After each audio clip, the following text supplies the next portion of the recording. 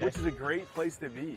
Are you in the locker room, like you're giving like the Any Given Sunday inches Al Pacino speech? Are we there yet? Oh yeah, I think we've been there.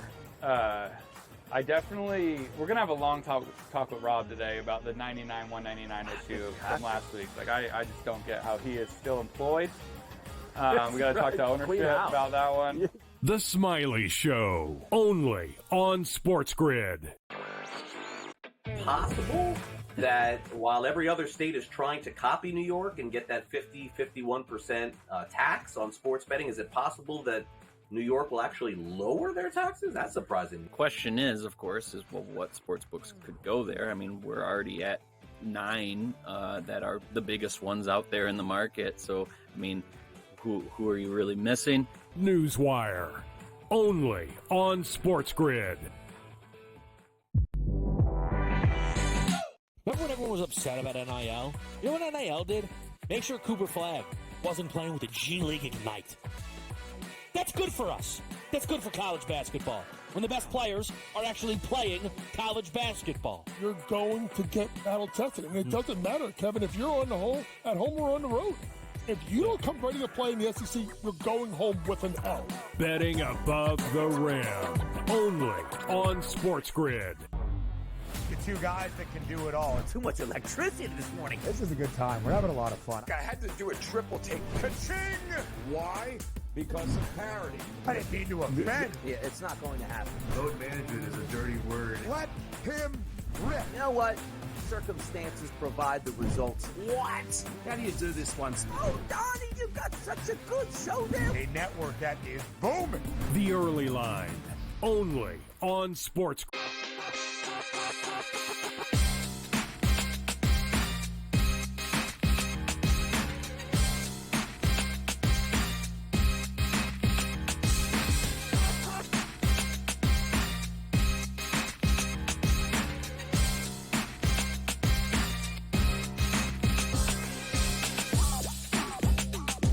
Live to right here on SportsGrid. It is Game Time Decisions live with you on this Thursday night. I'm Kevin Walsh, again, as we are right here on the grid for the next 2 hours with an interesting slate in front of us. Not the biggest, not the best. You do have some important action in the Big Ten with Iowa hosting Michigan State. If anybody is to catch Sparty, Hawkeyes need to pull off an upset at home here with Michigan State having just 2 games remaining. The finale will be at home against Michigan. Perhaps then you could start to see the Wolverines have a chance, though Michigan keeps on taking lumps as they just lost again. Now losers of 2 in a row, both at home, once to Illinois and then yesterday to Maryland. The NBA slate has a few interesting spots. The Lakers-Knicks game certainly grabbing the marquee. We will get into that. Dane Martinez will join us to go through his picks for Lakers-Knicks. We'll also have Coach James Young stop by to go through the basketball board. We will update you on things going around the Arnold Palmer. Of course, Scottie Scheffler going into this tournament as your favorite and is currently still your favorite. But at that same price right now, sitting plus 300, Rory McIlroy, Wyndham Clark, Shane Lowry, Keegan Bradley, some of the big movers right now in the outright market. We'll check in there with Brady Cannon. Loaded again. We've got Tom Vecchio coming by, Brian Fonseca as well. So a lot of good stuff. We'll also get to the big NFL news. DK Metcalf landing spots. I see a clear front runner or a more obvious landing spot. Maybe you'll agree. Maybe you'll disagree. We'll get into that. Jaguars keep cutting players as we get set for the show. Evan Ingram going to be moved on, as well as Christian Kirk. What does that mean for the NFL draft? Could Jacksonville, at 5, take the first wide receiver off the board? It's possible. We'll discuss all of that. But let's start off with Lakers, Knicks, the biggest game on your NBA slate tonight. And what you have are 2 teams that are 39-21 for the Lakers, 40-21 for the New York Knicks. But the current vibes around these teams I find to be very different. The Los Angeles Lakers are on a 7-game winning streak. They're going to likely be welcoming Austin Reeves back into the lineup tonight. life with Luka Doncic and LeBron James and everything in LA has been delightful for all. The defense has continued to roll. And in their worst defensive performance since the All-Star break, they put up 136 points against the New Orleans Pelicans, 30 apiece for LeBron and Luka, 34-8-6 LeBron, 38-15 for the Non in that victory against the Pelicans. For the Knicks, I think there's some frustration starting to build around the fans and perhaps more importantly the futures backers, because the Knicks just can't beat the best teams in basketball. In fact, since January 20th, here are the losses for the New York Knicks. There's not that many of them, just 5. Lakers, Boston, Cleveland, Boston, Golden State. Not great. You'd like to grab some of those if you are the New York Knicks. You want to be able to put some of those up on the board. And they were without Karl Anthony Towns, and that's a big part of the game tonight, is I actually feel as if this looks like a good Knicks spot. First game of a West Coast trip, you want to start off hot. You're coming off of a loss to the Golden State Warriors in your own building. I'm sure they'll be none too pleased. It's the first leg of a back-to-back. You're playing your guys, specifically Karl Anthony Towns, who missed last game, and they have struggled. They're under 500 without Cat this season. You want to get going here. You do, right? But the problem for the Knicks is on the road, they start slow. They have lost 4 consecutive first quarters on the road and 7 of their last 8. So that includes even some of the road victories that they've picked up against lesser competition. So this is a spot to me where then we see, well, how the Lakers started these games. Fantastic, and it's only getting better because Luka Doncic is only getting better. But you mentioned the inclusion of Austin Reeves in tonight's lineup.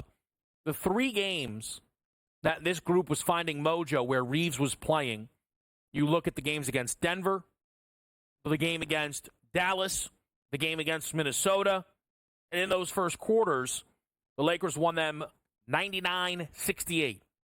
On average, about 33-24.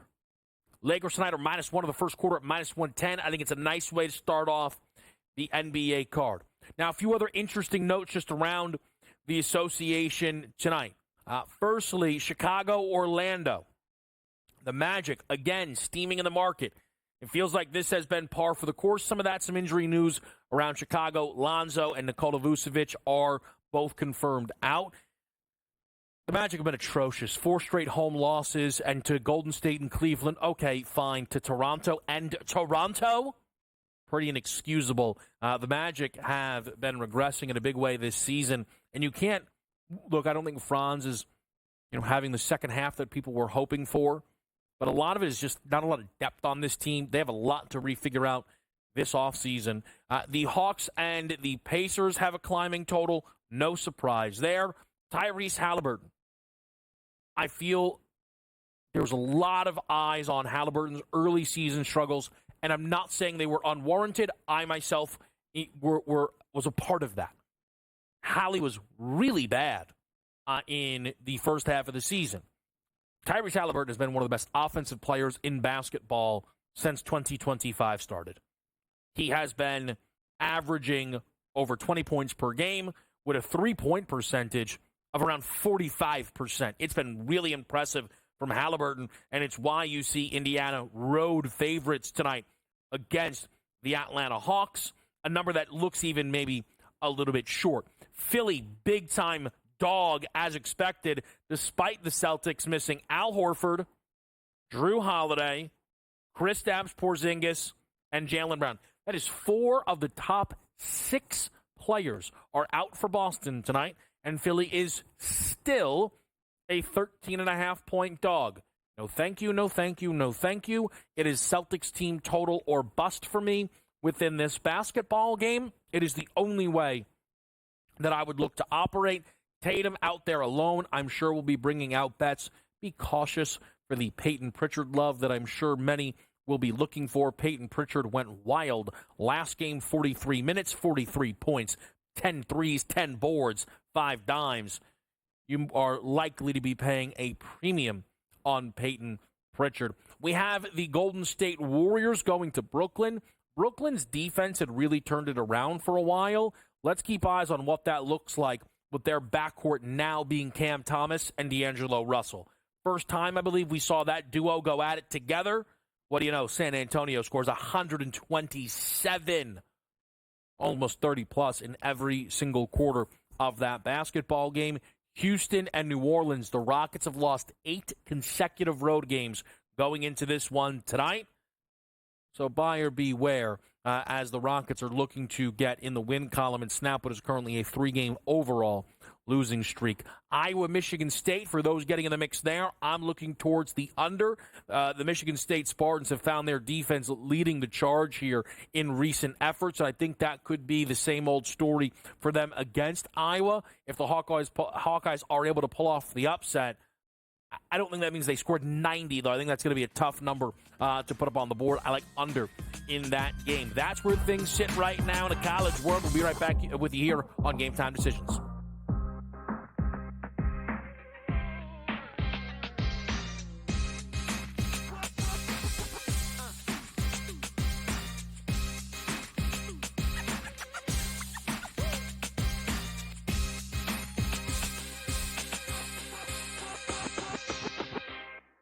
So my team didn't win this weekend, but I still did with this app that's taking over the game. Sports Millions Pick'em lets you make quick and easy predictions. Pick your favorite players, go higher or lower, and you can still win big even if your team loses. Plus, the multiplier is insane. With just a few picks, you can win big money. So get on it. They've got a welcome bonus to help you start off your winning streak.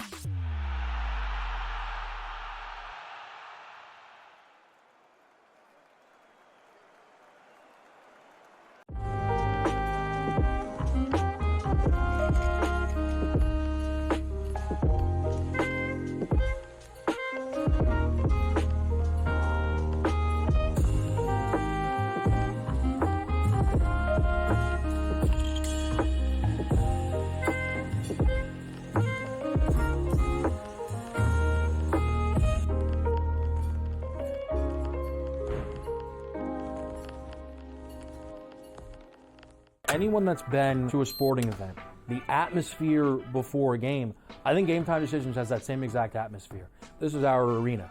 This is what we do. There is going to be an energy to Game Time Decisions that you will feel night in and night out. The excitement you get when you lock your bets in, when you're figuring out what you want to do, we can zone in on the biggest games each night. I want this to be the place that people come to before the game starts so they feel as ready as possible to lock in their cards. We are going to hit every single one of those markets that you need to know about. We're going to go through every single thing, and I've got a great team behind me that's going to help me get the job done. There is not going to be a better place, I promise you, than Game Time Decisions to get that new information, react to it, and be able to then bet accordingly. We will have everything at our disposal, and we will use that to our advantage. I'm Kevin Walsh. Tune into Game Time Decisions from 6 to 8 p.m. Eastern on SportsGrid. The two guys that can do it all. Too much electricity this morning. This is a good time. We're having a lot of fun. I had to do a triple take. Ka-ching! Why? Because of parity. I didn't mean to offend. Yeah, it's not going to happen. Load management is a dirty word. Let him rip. You know what? Circumstances provide the results. What? How do you do this once? Oh, Donnie, you got such a good show there. A network that is booming. The Early Line, only on SportsGrid.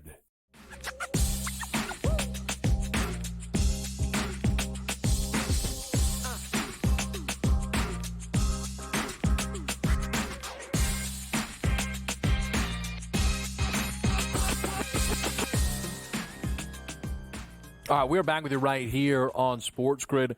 Went through the card tonight. I do want to hit some of the top NFL news before we get over to Sports Million Pick'em. And again, a lot of news that has been pouring out, but I do think that the DK Metcalf domino is going to be one of the biggest, and it's one that I do think will fall.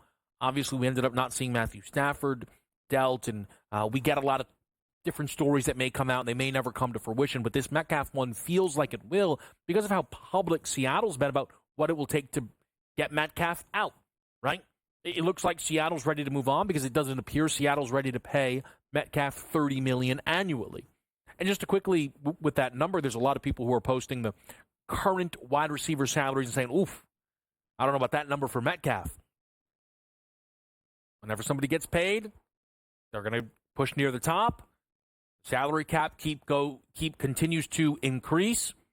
If you view DK Metcalf as one of the 10 best receivers in football, which I think is the ballpark that Metcalf sits in, I believe so at least. Maybe we can have that conversation. I'm open to it, but I think Metcalf still sits inside that conversation. $30 million is about right. Now people say, yeah, but having to pay him $30 million and relinquish a first-round pick and a third-round pick, I got you. And that is perhaps where there's going to be some meat in the middle level, but both Metcalf and the Seahawks simultaneously have leverage in this situation because there is just not a lot of great options out there for teams that are looking to make a huge move at the wide receiver position. It appears that T. Higgins will be staying in Cincinnati. While I think that is a mistake for all parties, which is a rarity, but that is how I feel, it appears T. Higgins is going to stay. Who would then be the next big receiver on the move? Debo's been dealt. Brandon Ayuk off of a major injury is probably the next place that you would go. It's not, if you believe the A.J. Brown rumors are real, but those are people who believe that are only in the Massachusetts area. It's just kind of where you see it. So that doesn't seem like a good crop. What about the wide receivers in the draft? Last year, the thought was, what a loaded position. Marvin Harrison, Rome Odunze, Malik Neighbors, Brian Thomas. You had all of this talent at wide receiver. Some played out, some didn't. The perception is a little bit different around this class. Tet McMillan of Arizona is viewed as the favorite to be the first wide receiver to come off of the board. Could probably go as absolute peak, 4th to New England, 5th Jacksonville, 8 to the Carolina Panthers. There's a world McMillan, though, could fall to 12, Dallas. And again, he's the favorite. Now, McMillan comes off of the board inside that top 5. Okay, that could push Matthew Golden, who ran a great 40 time and had good numbers while at Texas, who's seemingly now emerging as the next wide receiver on the board, into the top 16 range. You don't see Emeka Egbuka of Ohio State in that range. You don't see Luther Burden in the first round of every single mock draft that you'll go and find. And that's wide receiver 4. Jaden Higgins, who had a great combine, strong year with the Cyclones at Ohio State. We're talking about number 1 wide receivers or round 1 wide receivers.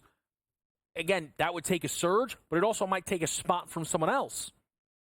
So it doesn't seem like we have a lot of great options, and that brings DK Metcalf back to the forefront.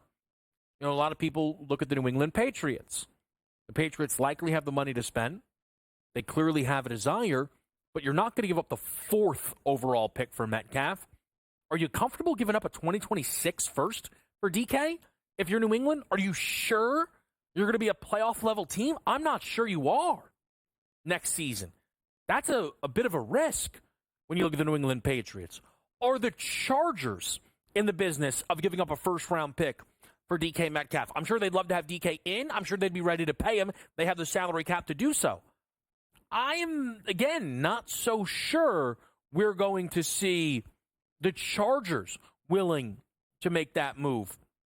You have the Houston Texans who made a move like this, kind of recently for Stephon Diggs. They dealt through some injuries, right? We've seen the Tank Dell injuries. They might want to just try and let some guys get healthy. That's not really a spot for me there. The Raiders, again, they're not giving up 6. You're going to give up a first next year? Feels risky. The team, for me, incredibly doesn't crack the top 8 in the market there. I think it's the Green Bay Packers. I think the Green Bay Packers would be ready and willing to make DK Metcalf their number 1 wide receiver. I've heard some suggest, Is that a redundancy in skill set? Hold on. Here's the skill set Green Bay doesn't have. A number one wide receiver. A true elite talent at the position. Haven't had it since Davante Adams left. And I don't think Davante Adams is walking back through that door. Being a free agent. Green Bay currently owning the 23rd pick. Would you give up 23 to get DK Metcalf in your building? Probably. Would you pay DK Metcalf? Yeah, I think so. I could be off here. Again, the market right now is not shining bright on Green Bay. Just one market, but still notable. When for me, I mean, that just feels like the spot. Denver? They're going young. They are. The Giants? Come on, what are we doing? What are we doing? Steelers don't even know they have a football team. I mean, everybody's out there linked to quarterbacks. The Pittsburgh Steelers haven't had a quarterback while Big Ben was on the roster. And they're linked to nobody. Steelers aren't coming in for DK Metcalf. I like the Green Bay Packers to make this move. I do. We know Green Bay's interested. We know they were going to be interested in T. Higgins. Here's another quick one for you before we hit the break. It will be stunning if Joey Bosa does not end up playing with his brother Nick Bosa in San Francisco. That just seems like team-friendly deal. Nick's banging the table, get him here, and Joey will be excited to do it. Let's get over to some Sports Million Pick'em and return to tonight's slate with you right here on Game Time Decisions.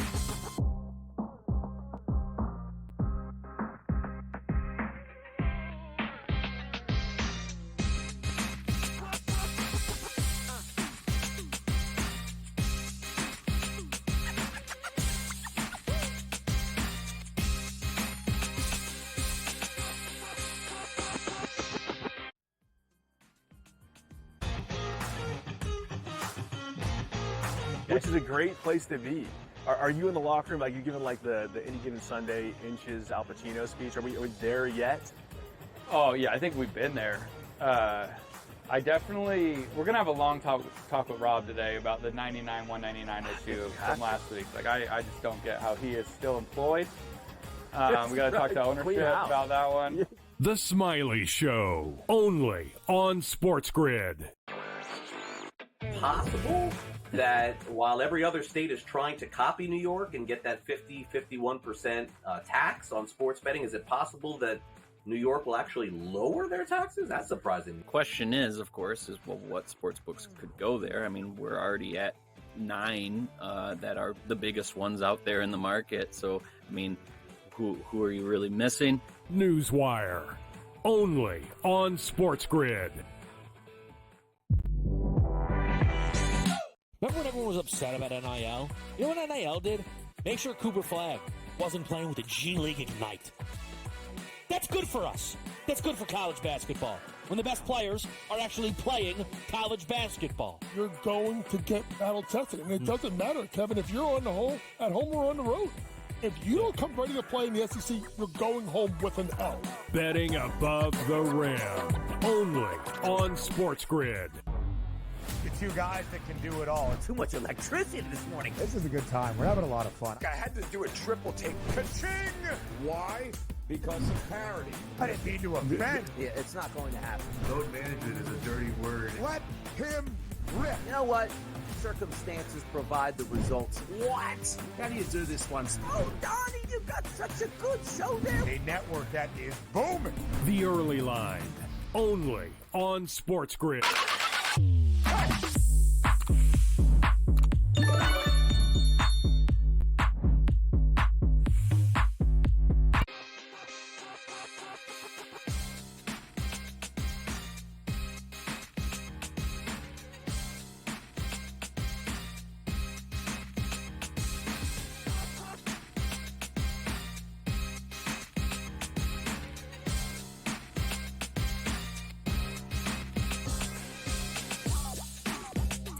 Back to right here on SportsGrid. Kevin Walsh with you on this Thursday night. And right here on Game Time Decisions, we got to find out what options we have over on Sports Million Pick'em.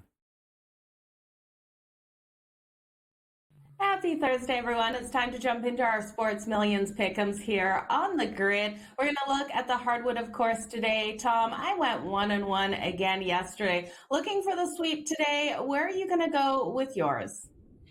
Didn't pick up a win yesterday. We got a win on Tuesday. We got two different college basketball games to look at tonight. Not just, two options from the same game, two different games. Let's turn to Florida Atlantic versus UAB. Really turning to Florida Atlantic in this spot. Their leading scorer, Caleb Glenn, higher than 13.5 points. He's been over this number in 4 of the past 5 games. I love the matchup going up against UAB. Number one, they are 275 when it comes to Ken Pom defensive rating. They're absolutely terrible. And number two, they are fast. They play at a fast pace. They're 77th in the country in terms of pace. So they are terrible on defense, and you play fast. So that means we're getting extra possessions versus a bad defense, which should give the Florida Atlantic leading scorer Caleb Glenn plenty of opportunities. So let's turn there. Next up, Jacksonville versus North Alabama. This is the ASUN Championship semifinal game. We have to make sure that we are in some conference championship games at this point. Let's turn to Daniel Ortiz, higher than 11.5 points for North Alabama.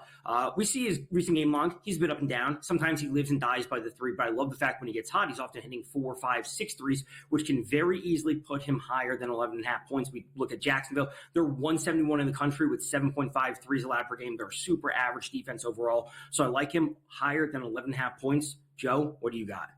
It looks like you're going a nice couple ways with those games. I'm going to look at Michigan State versus Iowa here. Looking at Michigan State, we know how strong this defense can come out, but this team loves to push the pace. And I do think with them one win away from securing an outright Big Ten regular season title, we got to look here at one of their players to go higher than his number. So I'm going to look at Richardson to come out nice and strong in this game, taking him higher than 14.5 points. Now, I know his average numbers here. He's only averaging right around 11. The last 5 games, he's really been stepping it up, averaging 14 points per game. Now, we're still higher at 14.5 points per game in this one, but you look at Iowa and you look at this defense, and this defense is giving up just shy of 80 points per game. Look for Michigan State to win the rebound battle under the net, and for Richardson to be able to go higher than the 14.5 points in a game that Michigan State wants to come out, needs to come out, and is hungry to get that win. And then when we look at Iowa, I know I kind of went back and forth with Josh Dix if I would take him higher or lower than his number. His number coming in at 14.5. I do think he is going to need to keep pace here. He's going to have to fight under that net to get those rebounds, and I think he'll get a couple of them. Now, he is pretty solid from hitting from deep. The problem is Michigan State's defense is so strong on the perimeter that he's going to battle this one out. But I think at the end of the day, we're going to see the best out of Josh Dix, and he can go higher than 14.5 points. So when we go for Richardson higher than 14.5 points and Dix higher than 14.5 points, that is a 3-time multiplier. We have some Big Ten matchups. We have some mid-major matchups as we're coming to the final few weeks of college basketball season. Yeah, it's going to be a great day out there on the hardwood. And tomorrow we've got some great games as well. So make sure you join us back here on SportsGrid for your Sports Million Pick'ems. All right, appreciate Tom and Joe's breakdowns there. One guy I really want to focus in on and what you can find over on Sports Million Pick'em is Austin Reeves. We'll do that in just a second, but just quickly, some of the other options that you can find over there. Check out Sports Million's social casinos featuring classic slots and brand new game concepts. The social casino features the opportunity to win large sweepstake coins, and the games are always free to enter. Go play now at sportsmillions.com/social-casino. That's sportsmillions.com/social-casino. Austin Reeves back into the lineup for the Lakers in their big game with the Knicks. Higher or lower, 19.5 points. That is a normal number for Reeves. That's a number that says all systems go and nothing to worry about. It's a number to watch. It's a number to follow. We'll see if we get any word on a potential minutes restriction coming back from a hamstring injury. I'm not sure I fully trust that workload. Something, again, for us to keep our eye on. Let's talk more about tonight's NBA slate with Brian Fonseca after this quick break.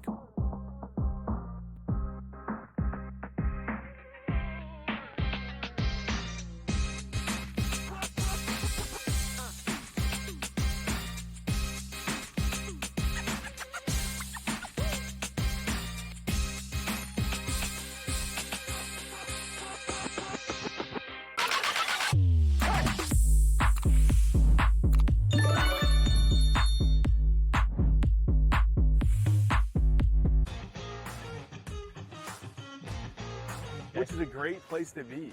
Are you in the locker room, like you giving like the Any Given Sunday inches Al Pacino speech? Are we there yet? Oh yeah, I think we've been there. We're gonna have a long talk with Rob today about the 99-199 issue from last week. Like I just don't get how he is still employed. We gotta talk to ownership about that one. The Smiley Show, only on SportsGrid. Possible that while every other state is trying to copy New York and get that 51% tax on sports betting, is it possible that New York will actually lower their taxes? That's surprising. The question is, of course, what sports books could go there. I mean, we're already at 9 that are the biggest ones out there in the market. So, I mean, who are you really missing? Newswire, only on SportsGrid.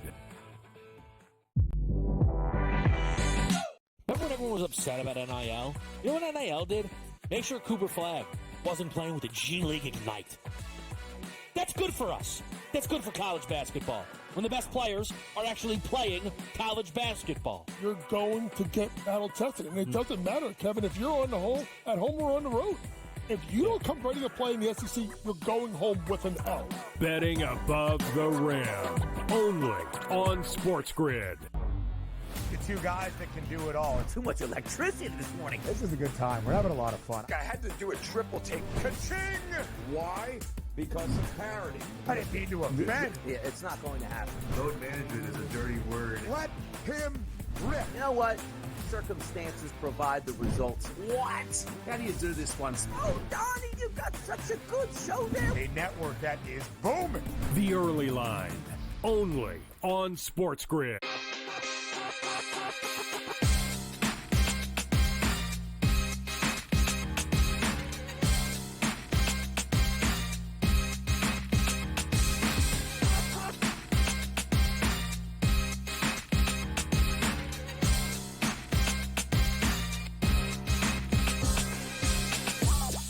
All right, we're back at the right here, and it is Game Time Decisions. Let's get right into it. Brian Fonseca joins the show, one of my absolute favorite people to talk basketball with. And usually I try and keep him here for about a half hour. I can't do that tonight, so let's get right into it. Brian, talk to me. Lakers-Knicks, it's a big game. It feels like the Knicks could use one. Lakers looking to hold steady in the 2 spot right now out west. Why are the Lakers -3 now? This was -4 last night. I'm a little bit confused at that. It doesn't make me feel great as somebody who likes the Lakers. But, I mean, against the spread, the Lakers' numbers are just a lot better. They're a lot better as a home favorite than the Knicks as a road underdog. Yep. The Knicks are not road underdogs often, but 3 and 4 ATS in that spot. And they're under 500 against teams who are 500 or better. Whereas the Lakers are a lot better, like a lot better against teams in the playoff, but they play in the Western Conference also. So like the Western Conference has more depth. Just all the trends to me feel like this should be an obvious Lakers spot. It doesn't mean that that's going to be the case because, you know, the NBA is the NBA, games are games. This is a 1-game sample. Anything could happen. But at the same time, I'm looking at this and I'm just kind of like, you telling me the Knicks are going to pull through this one? Why are they going to pull through in this one when every time they're in this spot against a team that's a contender, it can be pretty underwhelming, except for maybe, you know, everyone in the Western Conference outside of Oklahoma City. But when it's Oklahoma City, when it's Boston, when it's Cleveland, they struggle. Are the Lakers one of those teams is going to be my question, I suppose. And they were last time. Yeah, look, the Lakers have been on a run right now. The Lakers actually, at this moment, are the inverse of the Knicks. They only lose to terrible teams. Utah's and Charlotte's, right? Charlotte. So I tend to agree with your perception there. I'm curious what your current perception is of the Lakers. I don't want to get bogged down in maybe what you initially thought about the team because, look, a lot of people have kind of, you know, changed their opinions. Right now, if you look at outright Western Conference market, OKC is still the clear favorite. Understandable. Denver's still a touch in front of the Lakers, who now have the third best price and are, you know, with some distance in front of Golden State and then a lot of distance in front of Memphis. Where are you at on this Laker team? Defense is up to 13th. That's impressive to me. Now, I don't know how good it's going to be come postseason or whatever the case may be. And I don't know how much I trust that without a true anchor defensively, they're going to be on the top half of the league. But in order to win an NBA championship, unless you have the best player in the league, literally over the last 25 years, you need a top 11 defense. There's only two teams that didn't have a top 11 defense that won the NBA championship over the last 25 years. One of those Lakers teams was Shaq. I think it was the second year. Shaq was the best player in the NBA basically that season. And then Nikola Jokic with the Denver Nuggets a couple years ago, he was the best player in the NBA. Like, that was sort of a cheat code. I don't know if Luka Doncic is that, but he's close. And also LeBron James being the second best player on his own team is something we've probably never seen before. No, we haven't. You know, Austin Reeves Austin Reeves is more than capable. He's like fringe all-star level, legitimately. Like one year he can be. If you told me next year, LeBron, like, finally, it's not gonna happen. to start just give looking up on his that. age, but you know, I'm just saying, or he gets hurt or whatever. Not on wood. But like, and Austin Reeves is like, yo, Luka and Austin Reeves could be all-stars. That would not surprise me at all. Like, the Lakers are good. The defense I still have questions about, but they've seemed to figure some things out. I think they could be passable defensively. That might be all they need. Well, there's one thing, and we're not going to get too bogged down because we don't have all the time. When people are trying to figure out why is the Lakers good, nobody ever goes, D'Lo's gone. Because I know that happened before the Luka thing, but that for Brian, like, you know, like you work closely with people who are like, well, I'll pick against the Lakers every time they have D'Lo on the roster, and they were correct. Like, D'Lo's gone. Like, and Dorian Finney-Smith walked into the door, and then Vanderbilt got healthy. Like, there's a lot of elements there. There's another game on the slate tonight I want to throw at you because it is. I'm not saying the number's wrong. It's just incredible, and I know that Philly's banged up to all the degrees. Boston is missing 4 of their top 6 players tonight, and are now laying 14.5 to Philadelphia. It's like just when you thought it was bad, it is incredible to me how disastrous this Sixers group is on a nightly basis now. The Celtics, by the way, the important part of this is that while Philly has their stuff, Paul George is out, Joel Embiid's out, but you knew that. Al Horford, Drew Holiday, Kristaps Porzingis, Jaylen Brown all said, nah, they're just not playing. They also played yesterday. There was back-to-back, so some of these guys, like Jaylen Brown, did play. Now, it's going to be Jason Tatum's turn in all likelihood. He's questionable, but you know he's listed at least, so you can play his props, and that gives you an indication on how Vegas feels. Peyton Pritchard had a 40 ball last night, as did Derek White. They could do it again for all we know. I have no idea. And then with Philadelphia, I mean, Philadelphia is in one of the most perilous situations in the NBA. Just long-term bad money and not competitive is the last place you want to be. You have 2 awful contracts on your team, aging stars. We don't know what's going to happen with Tyrese Maxey. I think he's somebody you build around, but if you're trying to blow it up, which I don't even know if they can do this, but if you're trying to blow it up, Tyrese Maxey to me is the guy you keep. But if you're trying to blow it up, would Tyrese Maxey look around and be like, hey, this is my team now? Or would he look around and be like, get me out of here too? So that's just long term, but I worry about Philadelphia very much. Yeah, I think that there's a lot of. I think the Sixers should leave every single door open this offseason because why wouldn't they? Let me ask you about this door, though, that we all know is going to be open, which, again, is like kind of wild. Durant's going to be gone from Phoenix. We're doing the Minnesota thing. Like, Dallas was going to be the front runners until Kyrie just got injured, which is interesting. I'm curious if you have current thoughts on where Kevin Durant could be playing basketball next season. Miami's been trying to get him for 10 years. Yeah, they have. Something along those lines. Yes, they have. They're always going to be interested. And if you look at their team, they have a team where it's almost like pre-Jimmy Butler, where it's like, you know, if they had a star, they'd be pretty competitive. Like, they'd be at least a second-round team with the way Tyler has developed. He's regressed a little bit lately, and he's now banged up or sick or both. And Bam has turned it around after a slow start to the year. He looks all-star level again. He's really picked it up after a slow start, which you could maybe attribute to just fatigue, Olympics, whatever the case may be.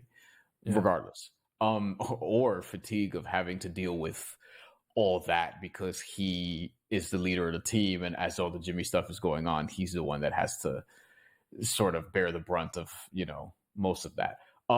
Anyway, on the court at least. But I think they're probably the team. Like, you have the contracts.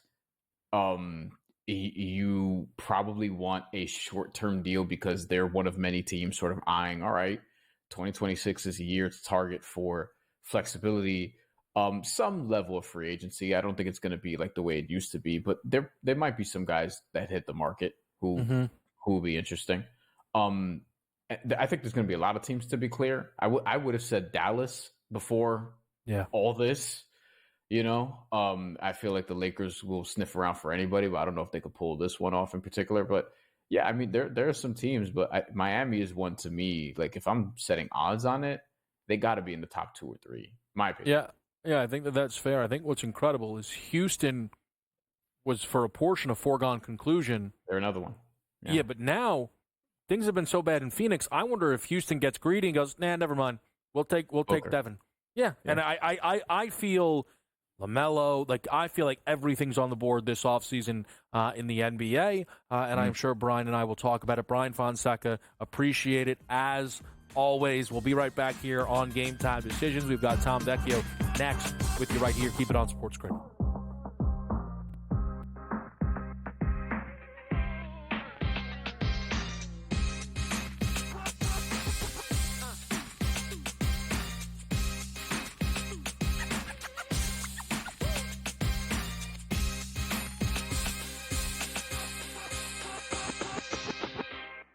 The Eagles got it done. If you back them, you're celebrating. Football season may be over, but the action never stops. Are you ready for some baseball? At SportsGrid, we're always in the game. We bring you 24/7 betting insights, expert picks, and real-time analysis. Next big play is already in motion. Are you ready? It's smarter to be on SportsGrid. Anyone that's been to a sporting event, the atmosphere before a game, I think Game Time Decisions has that same exact atmosphere. This is our arena. This is what we do. There is going to be an energy to Game Time Decisions that you will feel night in and night out. The excitement you get when you lock your bets in, when you're figuring out what you want to do, we can zone in on the biggest games each night. I want this to be the place that people come to before the games start so they feel as ready as possible to lock in their cards. We are going to hit every single one of those markets that you need to know about. We're going to go through every single thing, and I've got a great team behind me that's going to help me get the job done. There is not going to be a better place, I promise you, than Game Time Decisions to get that new information, react to it, and be able to then bet accordingly. We will have everything at our disposal, and we will use that to our advantage. I'm Kevin Walsh. Tune into Game Time Decisions from 6 to 8 p.m. Eastern on SportsGrid. Is that kind of helpful when it comes to preparing for a major? Is that you're just like 1 foot in front of you at this point? Ideally come to a place here at Bay Hill where I've had good success in the past. I've only played it the last 21, 2, 3, and 4. So, but I've played it well, and I really liked it that we're heading there with where I'm at right now. I think it's going to tell me a lot. The Smiley Show, only on SportsGrid.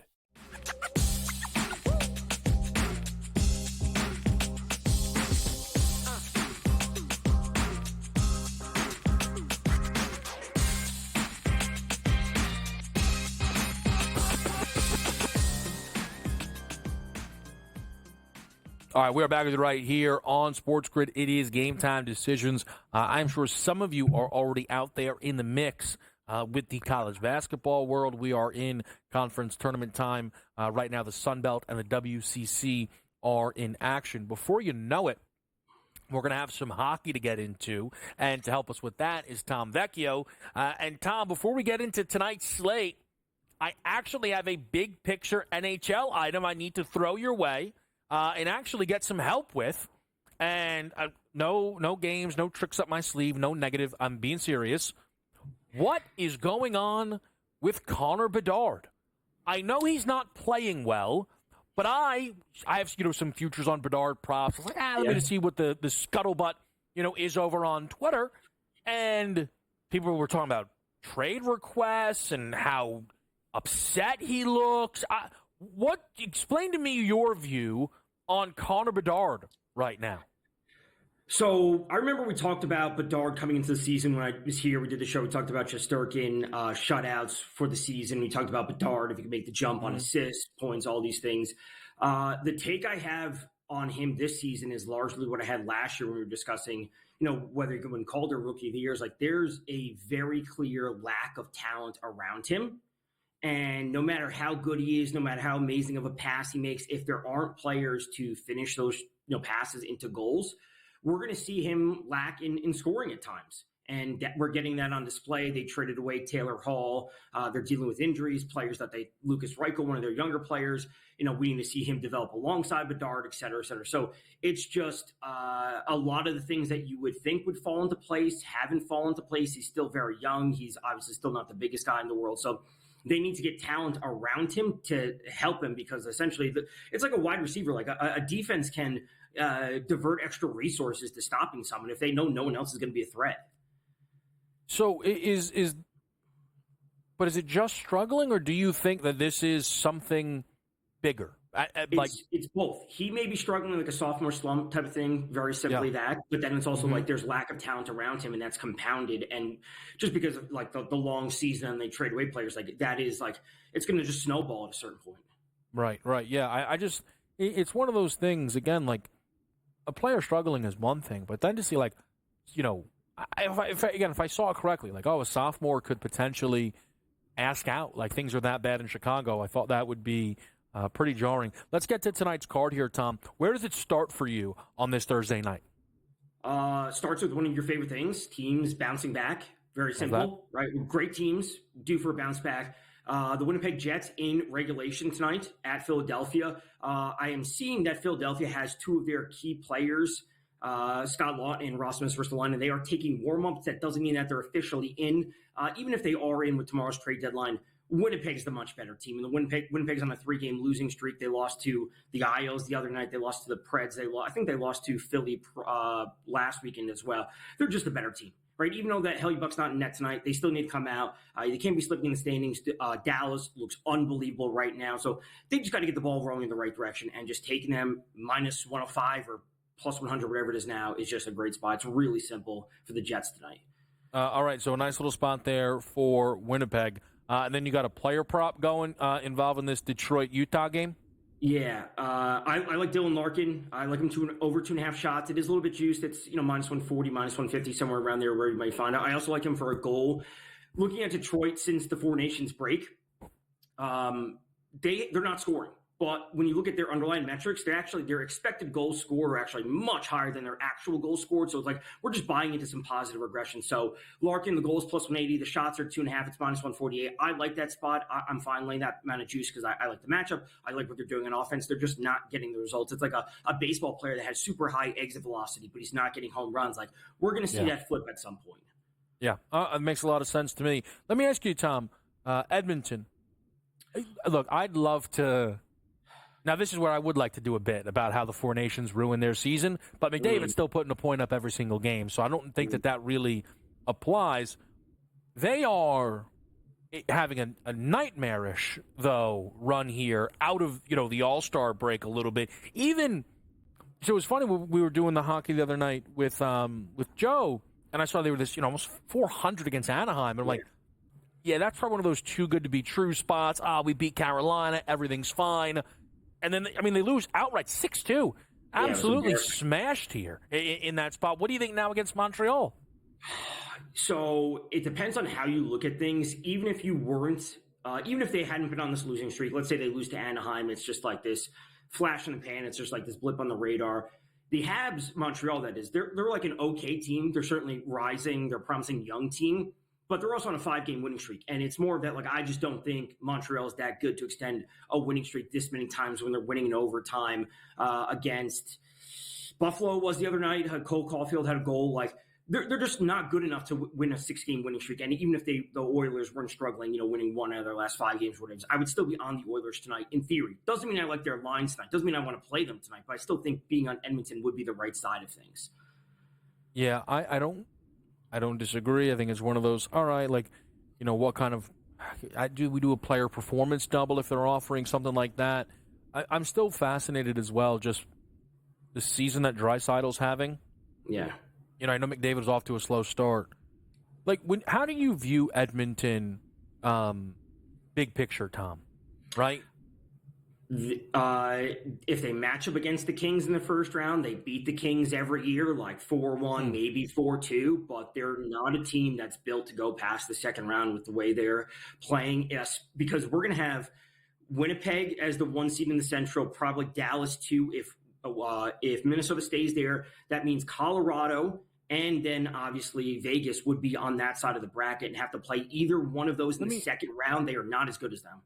Let me ask you this quick. And Tom, you have time. I'm going to ask you to stick around and do some NFL stuff. I want to ask you something quickly. I know it's on the spot. If you had to set an over-under for career cups for McDavid, Stanley Cups, what do you think that number would be right now? I want it to be 1.5. I want it to be, over 1.5. I think that's where he should be. He will be a free agent in 2026.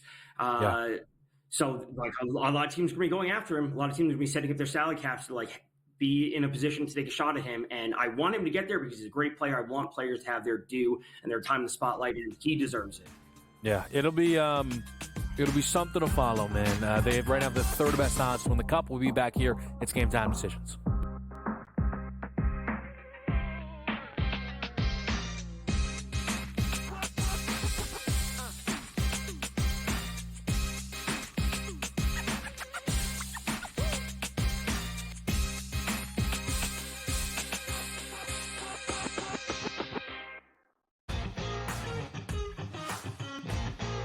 Which is a great place to be. Are you in the locker room? You giving the Any Given Sunday inches Al Pacino speech? Are we there yet? Oh yeah, I think we've been there. We're gonna have a long talk with Rob today about the 99-199 issue from last week. I just don't get how he is still employed. We gotta talk to ownership about that one.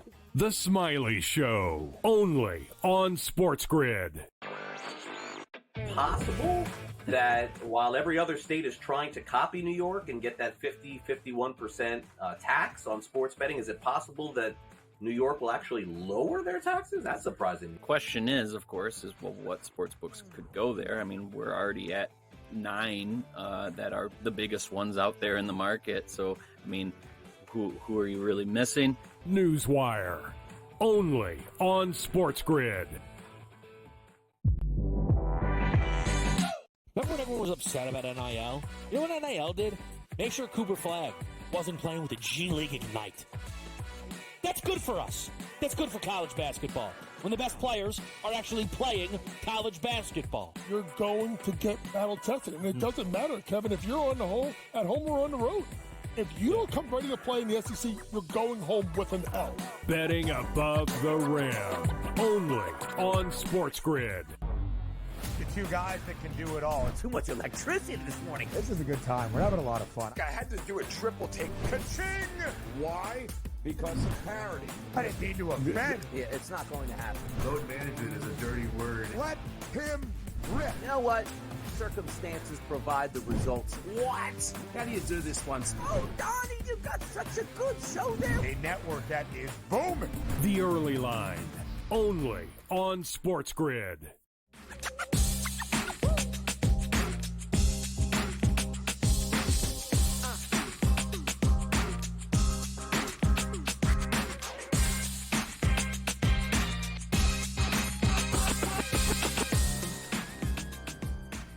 All right, we're back with you right here on Game Time Decisions. Despite all accusations that I'm not a hockey guy, we just talked McDavid, career trajectory, the entire commercial. So don't let those narratives get too hot. However, right back to the NFL because we have Tom Vecchio here. I want to ask you this, Tom. Is there a spot that you are hoping DK Metcalf lands as he has asked out? It looks like Seattle is willing to deal him, of course, for the right price.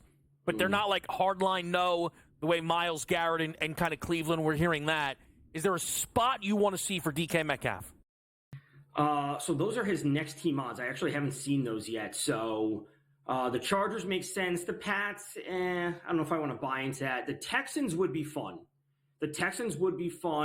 Kind of bolster their core alongside Nico Collins. I don't know when Tank Dell's being back. Obviously, Diggs is gone. I know they traded for Christian Kirk today, but the Texans look interesting. The Steelers, absolutely not. The Broncos could be interesting depending on what your take on Bo Nix is overall in the long run, but definitely not the Giants. I think the Texans make a lot of sense from a team perspective, also from a betting perspective. I think that opens up a lot for C.J. Stroud and what we can get from him on a game-by-game basis. And then the Chargers would be good if they can get back to somewhat of a passing game and don't, turn into a run-first offense under Harbaugh. I would like to see passing alongside Ladd McConkey. That would be a pretty fun offense. Yeah, I think that the Chargers have a need. I don't know if Harbaugh is going to be willing to give up a first-round pick. I just feel like it works against kind of how he's been operating since they took over, right? Keenan Allen, who's Mike Williams they got rid of. Obviously, they just got rid of Joey Bosa. I think they'd much rather sign Devontae Adams, right? Okay. Let me ask you this, Tom. So DK Metcalf wants 30. Let's say he lands under it. I don't think he'd land that much under it. Let's call it $27 million annually for DK Metcalf. What do you think Devontae Adams is going to command on the open market right now? Well, this is like a question that we've had when we're talking about Rodgers, we're talking about Sam Darnold. Like, are teams willing to pay him? The answer is yes. Does he deserve that amount? And then, should he be looking to take that amount? Because if he's going to command, obviously, somewhere between 20 and 30 is what I would like to say. But if he can say, I want to win, I will take 15 a year. I will take 10 a year because you can use that $15 million and go sign someone else. That's what I would like to say for a lot of players. He's been in the league a long time. He's had a lot of big contracts. Taking $15 million a year will help the team. Now, I don't know. I always say players should always get as much money as they possibly can. They have a very short career span. We know what can happen.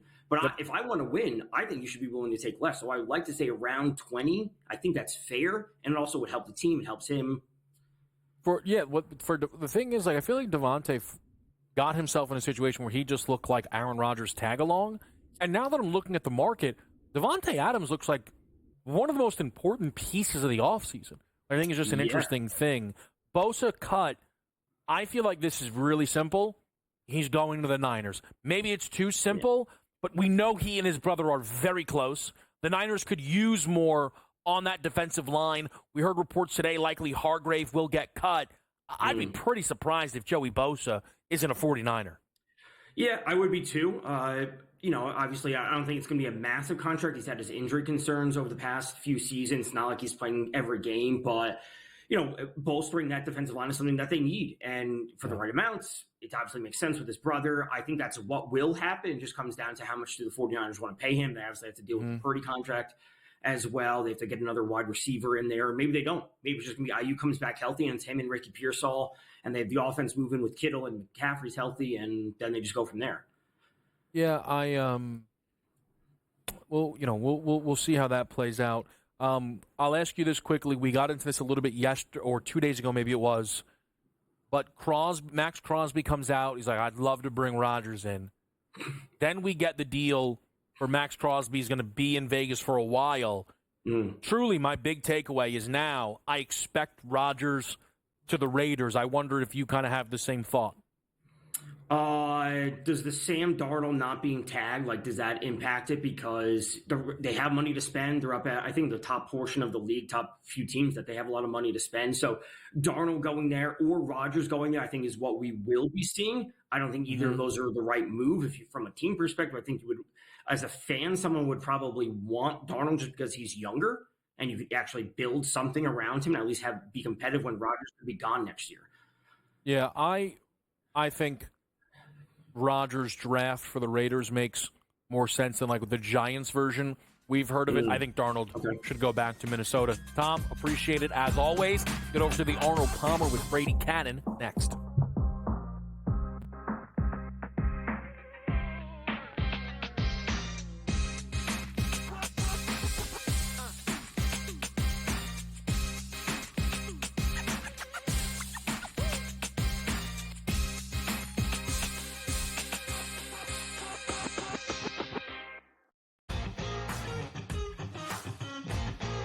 which is a great place to be.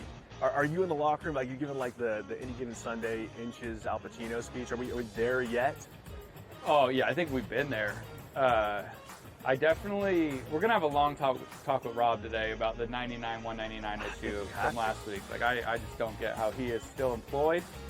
We got to talk to ownership about that one. The Smiley Show, only on SportsGrid. Possible that while every other state is trying to copy New York and get that 51% tax on sports betting, is it possible that New York will actually lower their taxes? That's surprising. The question is, of course, well, what sports books could go there? I mean, we're already at 9 that are the biggest ones out there in the market. So, I mean, who are you really missing? Newswire, only on SportsGrid.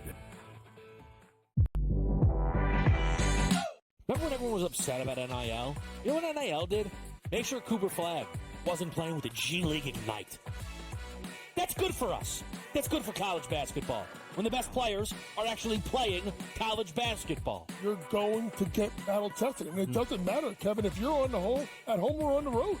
If you don't come ready to play in the SEC, you're going home with an L. Betting above the rim, only on SportsGrid. The two guys that can do it all. Too much electricity this morning. This is a good time. We're having a lot of fun. I had to do a triple take. Ka-ching! Why? Because of parity. I didn't mean to offend. Yeah, it's not going to happen. Road management is a dirty word. Let him rip. You know what? Circumstances provide the results. What? How do you do this once? Oh, Donnie, you got such a good show there. A network that is booming. The Early Line, only on SportsGrid.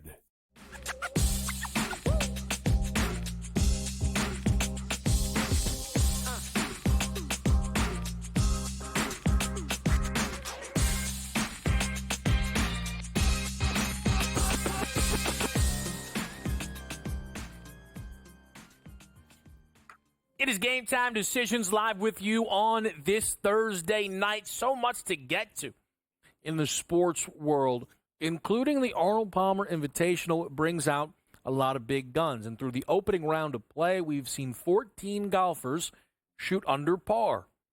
Incredibly, currently right now, the two worst from round number 1 who shot under par in strokes gained putting, Scottie Scheffler and Rory McIlroy, a.k.a. thank goodness, or this would look runaway. Although, because they both still had good rounds, one is plus 300 in Scotty and the other is plus 450, because that's what happens when those two play well. To start, to talk about everything around the Arnold Palmer Invitational, Brady Cannon joins us here on SportsGrid. Brady, let's start at the top. Scotty and Rory, what did you make of their first 18? Well, Rory caught a break with the weather. I think the guys that teed off a little bit later in the day, not a full-blown break, but the later you started, the better it got as the wind began to wane down, the later it got into the afternoon. It was still blowing pretty good, 10 to 15 miles an hour, but in the morning, I think it got up to like 25 miles an hour, especially as far as gusts were concerned. The guys in the morning really had it tough. And then you saw, if you look at the leaderboard, most of the guys on that leaderboard teed off a little bit later in the day. Now it's supposed to be calm for the next couple of days and then kick back up again on Sunday. So it looks like the weather is not going to be too much of a factor until we get to the final round. But Rory, like you say, his putting was bad, 46th in this field for strokes gained putting.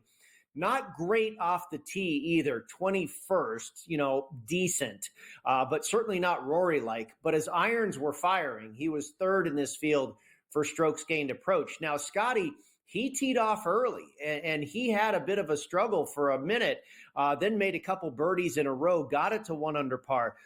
26th on approach, 42nd in putting, and 19th in strokes gained off the tee. Yet, again, he teed off at the tougher part of the day and still is 1 under par. He scares me a little bit more than Rory does right now, Kevin, but you nailed it. You're not getting a good price on either of these guys. You have to pay a premium for Scottie Scheffler and Rory McIlroy almost no matter what. Yeah, always does seem to be the case. Third on the odds board right now, that's Wyndham Clark, who's currently first on your leaderboard, 2 strokes up on anyone else, or two up on anyone else right now. How do we feel about Wyndham coming off of this opening round? I like what he did out there today. You know, he was runner-up here to Scotty Scheffler last year. 5th in strokes gained off the tee, 11th on approach, 18th in strokes gained putting, and number 1 in greens and regulation. The only real concern I have here is we've seen this once or twice already this season out of Wyndham Clark, where he's gotten out to a hot start or he's had one isolated really good round, and then he kind of falls back into that bad form that we've really seen what seems like began with last year's Masters. You know, he won the U.S. Open a couple summers ago. He was riding hot in that Florida swing. I mentioned runner-up here, did well at the Players' Championship, runner-up there, nearly took down Scotty in that one. Comes into the Masters, and it just kind of started to unravel. Now, we've seen some flashes, like I say, but I don't know if I trust him to keep this going for 4 days. I love what he's done so far, but he doesn't have my full amount of trust. Shane Lowry, we haven't seen him win in so long. He was number 1 in this field today for strokes gained approach, but his driving accuracy and his work off the tee was not good at all. I can't trust him either. We were on him last week at the Cognizant, and, you know, he didn't do a whole lot against a much weaker field last week on a golf course he's had more success at. So it's hard to now jump up to a tougher golf course and a tougher field and put all your faith in Shane Lowry. The guys I kind of like are Keegan Bradley and Justin Thomas. They played really well today. The only thing they didn't do well was putt. Bradley was 33rd in strokes gained putting. Thomas was 41st. Otherwise, their games look really strong, and I think you're getting a very reasonable price on them to go ahead and win this thing. Yeah, I think that those are certainly two names then that would jump off of the page there. Do you feel good about where those prices sit right now? I think that's always an interesting, right, Brady, because you start with that. But I think, you know, it's almost good to kind of redo this. We haven't done this in a while, right? So you have the outrights pre-tournament, and then I remember you used to tell me break it up into quarters, right? Quarter number 1, quarter number 2. Yeah. So for you, while those are noteworthy guys, but maybe you don't fully reinvest until we make it to the weekend? Yeah, I can't remember the last time I bet a guy after one round because, like you said, you know, quarters. I don't bet a lot of just single round head-to-head matchups because anything can happen over the course of 18 holes. And, of course, you had weather involved today as well.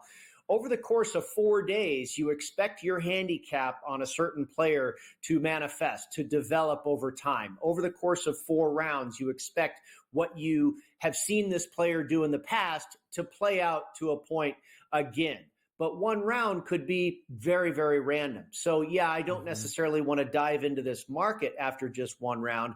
I'd rather get to the 36-hole mark here, see where the cut falls, and then reassess the stats and go from there. But that's how I would attack it as far as in-game wagering. I wouldn't get impatient at this point.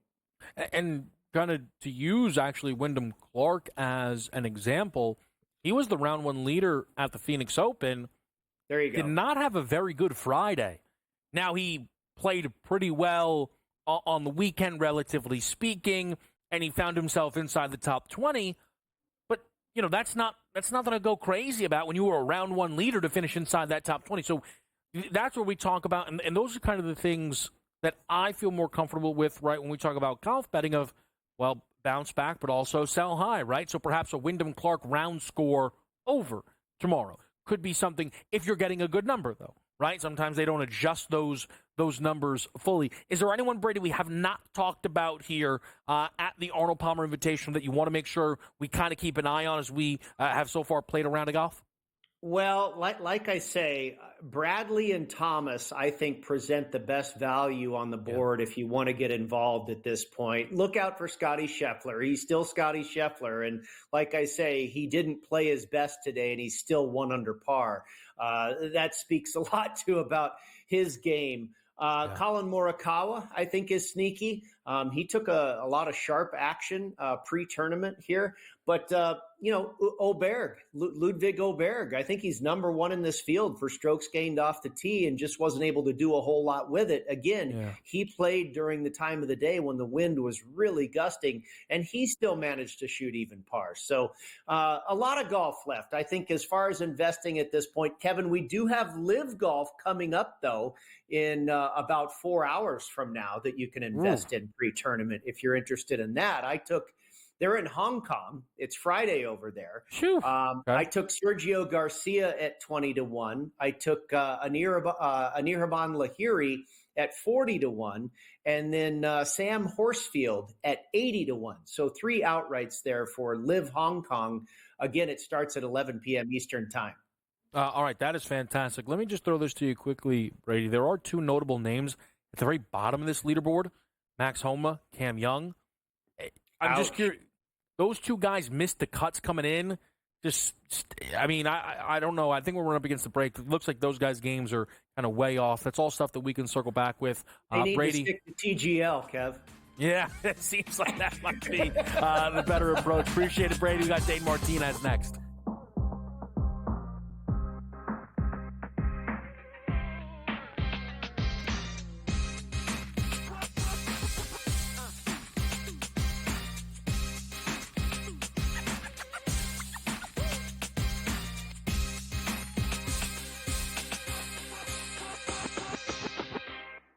So my team didn't win this weekend, but I still did with this app that's taking over the game. Sports Millions Pick'em lets you make quick and easy predictions. Pick your favorite players, go higher or lower, and you can still win big even if your team loses.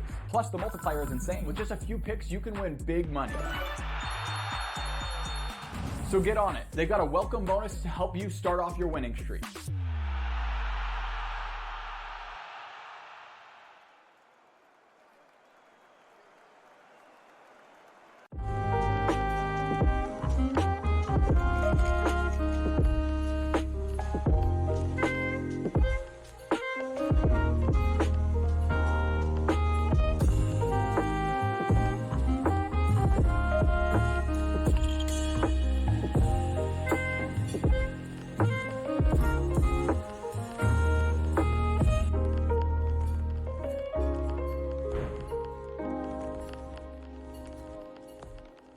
Anyone that's been to a sporting event, the atmosphere before a game, I think Game Time Decisions has that same exact atmosphere.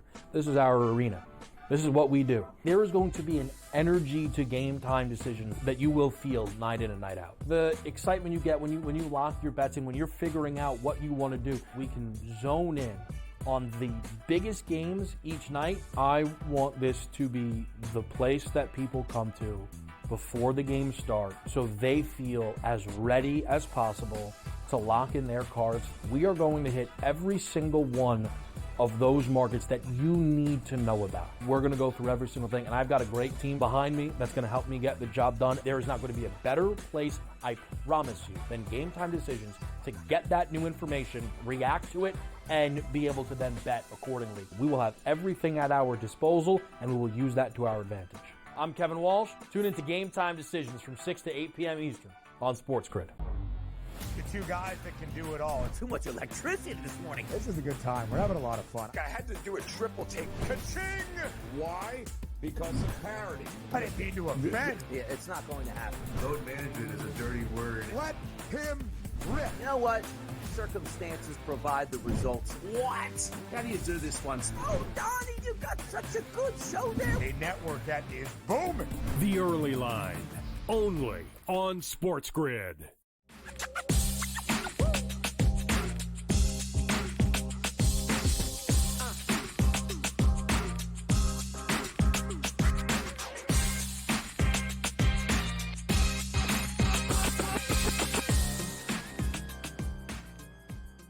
We are live with you here on Game Time Decisions.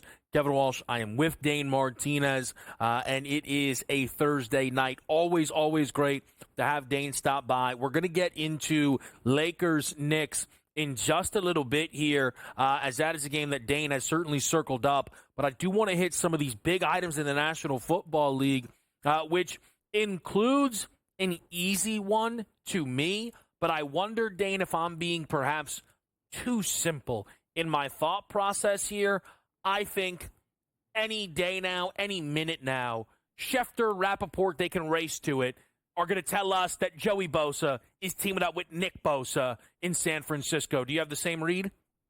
I think that's interesting. I haven't even thought about the destinations as of yet, to be quite honest, because here's the thing. I don't know if Bosa's going to be the only guy out there on the market, right? It's such an interesting time of the NFL calendar, right? When everyone's trying to get under the cap for the new league year that starts next week. I mean, those are definitely a connection that can be had. I've heard the Atlanta Falcons are interested. I've heard the Washington Commanders are interested. The Commanders have a ton of money. The Falcons had a piss poor pass rush last year. So yeah, maybe Bosa wants to team up with his brother, but the almighty dollar still reigns supreme, right? And Bosa on the open market, we'll see what happens. But yes, I can see the Bosa brothers going together out in the Bay, to be sure.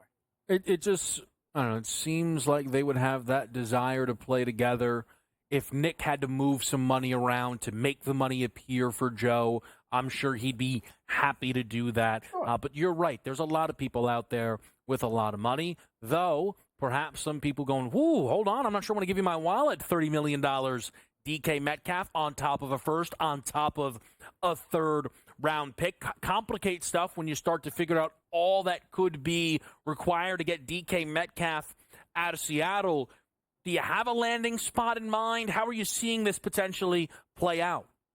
Yeah, so here's the thing. In terms of landing spots, there are two teams that I find interesting. One would be the Green Bay Packers, who, remember, do not have that quote-unquote number one team. Josh Jacobs even said they want to go out and get a number one. Remember, Watson is down with a knee injury. Romeo Doubs had multiple concussions, which concerns me. Another, in my opinion, you talk about Bosa leaving the Chargers. What about the Chargers pairing with Lad McConkey? I think that's a nice, interesting pairing. McConkey as a kind of slot in and out of his routes kind of guy, and then DK and Alpha on the outside, a red zone target. But ultimately, Kev, I think the asking price is a little bit too much. A first and a third, and then you also have to pay the freight for DK Metcalf. I'm not so sure about that, especially in a market where Deebo Samuel gets just a fifth round pick. Maybe if you talk about Dallas, because listen, he gave a fourth round for Jonathan Mingo, for goodness sake. So maybe Jerry Jones would be then down to pay the freight for DK Metcalf. I think Seattle's going to have to come down. And so far, I've heard about Green Bay and the Chargers as potential fits, potential suitors. Yeah, I like Green Bay a lot. You know, that market there that we're throwing up, again, it's kind of one spot. You know, it's always here and there about where you can get those. Green Bay's not on it. I think Green Bay's the team. The difference I would say between the Packers and the Chargers is I think the Packers are a little bit more desperate. Harbaugh just got there, right? Right. I know Jordan Love is young, but, I mean, LaFleur, at some point, again, at some point, I stop becoming crazy and people go, you know what? There's something to it. Now LaFleur's been skating on by, man. They lose conference titles games. It's all Rodgers' fault. And then they're good with Jordan Love, and he's like, oh, my gosh, this guy is the greatest. Even though they should have beat the Niners in that game, but they weren't supposed to, so it's fine. And then this year they were the hot, trendy pick in the NFC, Dane. Yep. They're still trying to cross the 50-yard line against the Birds' defense. Yeah, and here's the thing, right? Like, don't get me wrong. I like the idea that they have a number of guys, right? Watson, they had Doubs, they had Wicks, they had Reed, they had Kraft as well. But think about it. You know this better than almost anybody, Kev, when it comes to the Birds. When that young quarterback gets that true stud alpha wide receiver, Josh Allen when he got Stephon Diggs, your boy Jalen Hurts when he got A.J. Brown, right? That is a way for a young quarterback to truly level up. And again, Watson's going to miss a ton of time. Romeo Doubs, even with the Guardian cap, had another big-time concussion in the playoffs. I think you get a true kind of dog on the outside that really does level up Jordan Love and the overall offense in Green Bay. So that is a spot. And I know that they were talking about it a couple of months ago. So I know that there is at least some level of interest on the Green Bay side. Yeah, I, again, fully agree with Dane. So I heard someone say, skill-wise, it could be redundant. They don't have a number one wide receiver. Exactly. It's not redundant. They need a move like that. The quarterback, carousel, we're kind of waiting for some of these, shoes to drop. I thought Crosby going on the record and petitioning for Rodgers was interesting. 24 hours later, here's face of the franchise money for Crosby, which he has earned. I feel like maybe he'll have a little bit of say. I feel like Rodgers to Vegas has legs now, Dane. What about you? So it's interesting, right? And listen, you got to put yourself in the mind of two people. One being Aaron Rodgers, right? He wants to go to a place where he can win. Do you think the Raiders, I think the Raiders are the worst team in that division, if you want to know the truth, right? So it may be more attractive than other options like the Giants. But here's the other thing that I think gives me a little cause for pause with the Raiders, Kev. You know who Rodgers also wants to bring in tow with him? Davante Adams. Do you really think Davante Adams wants any part of being back in that building with the Vegas Raiders where he was before? That I'm not so sure. I'm looking at teams that could potentially have Rodgers and Davante Adams to continue the bromance. And just like I told you about a week ago when I thought about Stafford going to Pittsburgh, I still think Pittsburgh is a wild card in all this because they know what their ceiling was with Russ and or Justin Fields. They have a defense and they view themselves as a perennial contender. I think Rodgers and Adams are a package deal. I also think Pittsburgh is a dark horse in that one. I wouldn't discount Pittsburgh. I think it's fair. And I felt, though, the other day when Davante got released, I don't remember which big reporter, but it was like, Davante is kind of really interested in playing out west. And it was like Rodgers, Giants. And I feel like Davante was like, listen, if we could have both bet on the Rams, what a dream. I'm sorry. I'm not doing the cold. I'm not doing it. Right. I'm going to play for the Chargers or the Rams or the Niners. And at that point, Aaron's like, all right, well, then I'm going to Vegas because I know you didn't want to go, but now I'm going since you're not coming with me. You go have fun with Matt. And I'm going to go hang out with Tom Brady. But we'll see. I also feel like the Steelers have no idea that they need a quarterback because they're never connected to anybody. Let's talk some Knicks Lakers with Dane on the other side. We're live with you. It's Game Time Decisions.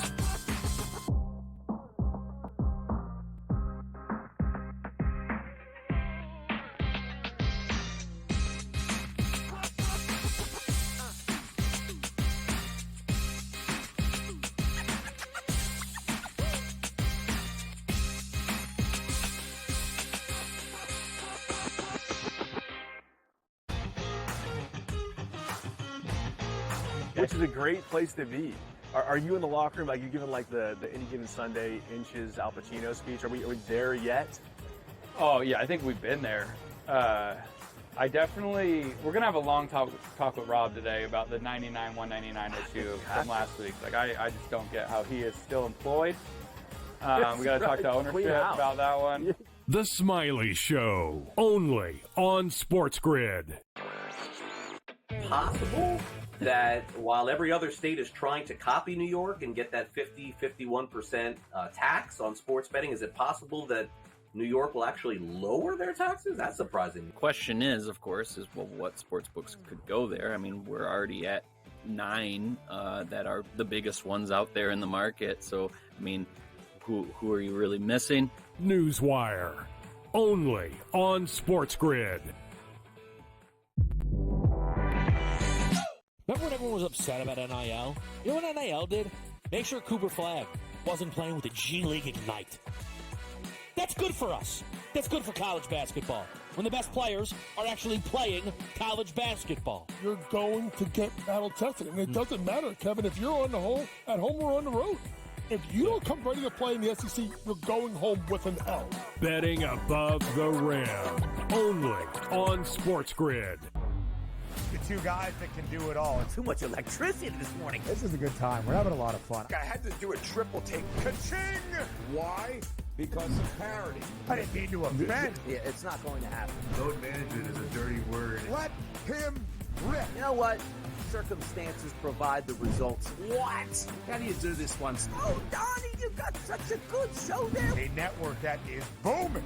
The Early Line, only on SportsGrid.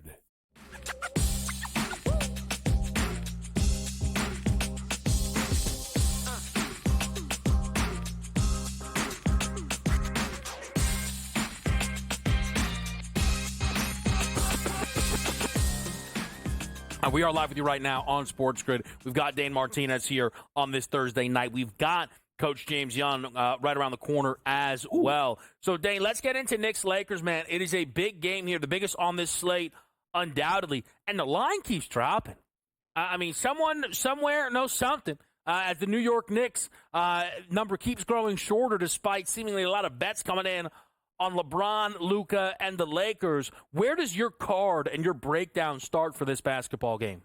Yeah, it starts not with the side, Kev, but with the total instead. Okay. And that has also come down a little bit. I saw it at 231, 232. It is now down to, I believe, 230.5. And I got to give your boys credit, Kev. The Lakers' defense lately has been phenomenal. I mean, in their last 7 games, they've won all 7. They've been giving up an average of 103 points a game. Their opponents haven't even gotten to 102 in 6 of the 7. I told you, I think LeBron has a little bit more energy and, want to on defense with Luka being ball dominant. The Knicks have also only gotten to 110 in 2 of their last 6 games. These are also 2 of the slower paced teams in the NBA, Kevin. The Knicks are the 6th slowest pace. The Lakers are the tied for the 9th slowest pace. Fewer possessions, less scoring. I go under in this game as my first play.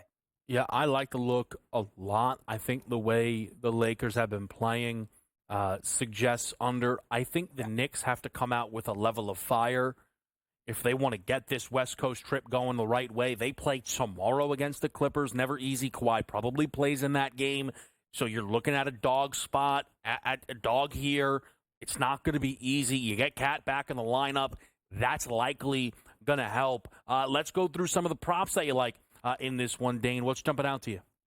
Yeah, first of all, for me, give me LeBron over 3.5 turnovers in this one. He averages 4 turnovers a game. I'm sorry, Kev. I got to do it to you. But he's had 4 or more in his last 5 games. And Luka's also a little bit limited, a little questionable, right, tonight with that knee. So I don't know how many minutes he plays. Speaking of Luka, I'll go under on his points. I saw it at 29.5. It's down to 28.5. He's only averaged 23 a game with Los Angeles. He's been over in the last 3, but under in 6 of his 10 over the last 10 games. Like I said, maybe limited minutes with the knee. And the Knicks have good on-ball wing kind of defenders, right? Between Hart, between Bridges, between OG. So I think they may want to focus and limit on Luka. And the last one I'll give you here, Kev, I told you about that under a half that you can get. Josh Hart tonight, not to get a 3-pointer. It's at plus 120, my friend, okay? He's averaging 1 a game on the season, has not had a 3 in 5 of his last 6, has only attempted 2 or fewer in 4 of his last 5 games, and the Lakers' 3-point defense is one of the best in the NBA. Opponents against the Lakers are shooting below 35% from beyond the arc. You put it all together, I do not think Hart gets a 3 in this one. And I'm sorry, but I'm going to fade some of your boys in purple and gold. LeBron with the turnovers and under for Luka and his points, Kev. I think it makes a lot of sense. One, you get Reeves coming back, so that can kind of shift things around. Also, some of the turnovers from LeBron and Luka, it's very like the Lakers are playing well. They're both playing well. Some of the turnover, the Lakers broadcast every game. They're like, here we go with this again. Like you would think they're making these guys sit through Wizards basketball. They can't believe the turnovers that they're watching on a nightly basis. I'm curious.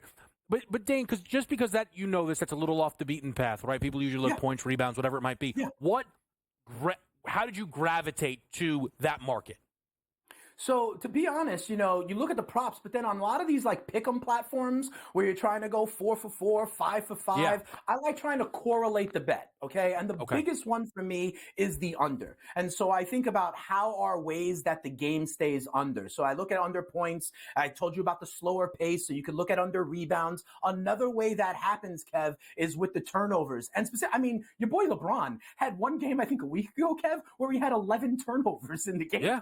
Right. Yeah. And so to your point also, they go through stretches where they just get a little sloppy and then they turn it on. So to me, that goes to the turnover market. You can't get it everywhere, but on some of those pick 'em over under sites, you want to put together a 3 for 3 or 4 for 4, add the turnovers, brother man. And let me tell you, this, I think it's always good because so your maybe DK doesn't have it right now.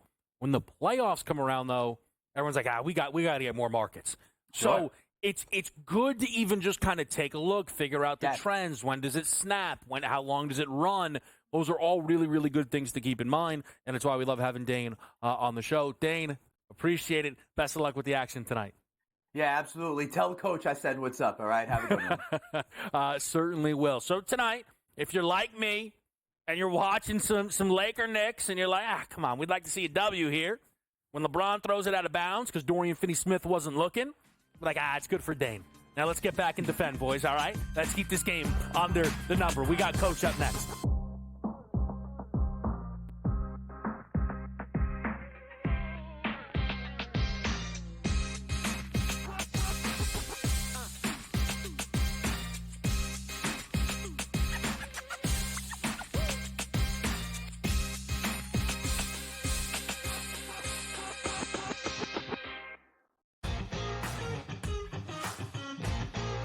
which is a great place to be. Are you in the locker room? Like, you giving like the Any Given Sunday inches Al Pacino speech? Are we there yet? Oh yeah, I think we've been there. We're gonna have a long talk with Rob today about the 99-199 issue from last week. Like, I just don't get how he is still employed. We got to talk to ownership about that one.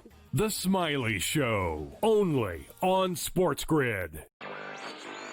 Possible that while every other state is trying to copy New York and get that 51% tax on sports betting, is it possible that New York will actually lower their taxes? That's surprising. Question is, of course, well, what sports books could go there? I mean, we're already at 9 that are the biggest ones out there in the market. So, I mean, who are you really missing? Newswire, only on SportsGrid. Remember when everyone was upset about NIL? You know what NIL did? Make sure Cooper Flag wasn't playing with the G League Ignite. That's good for us. That's good for college basketball. When the best players are actually playing college basketball. You're going to get battle tested. And it doesn't matter, Kevin, if you're at home or on the road. If you don't come ready to play in the SEC, you're going home with an L. Betting above the rim, only on SportsGrid. The two guys that can do it all. Too much electricity this morning. This is a good time. We're having a lot of fun. I had to do a triple take. Ka-ching! Why? Because of parity. I didn't mean to offend. Yeah, it's not going to happen. Load management is a dirty word. Let him rip. You know what? Circumstances provide the results. What? How do you do this once? Oh, Donnie, you got such a good show there. A network that is booming. The Early Line, only on SportsGrid.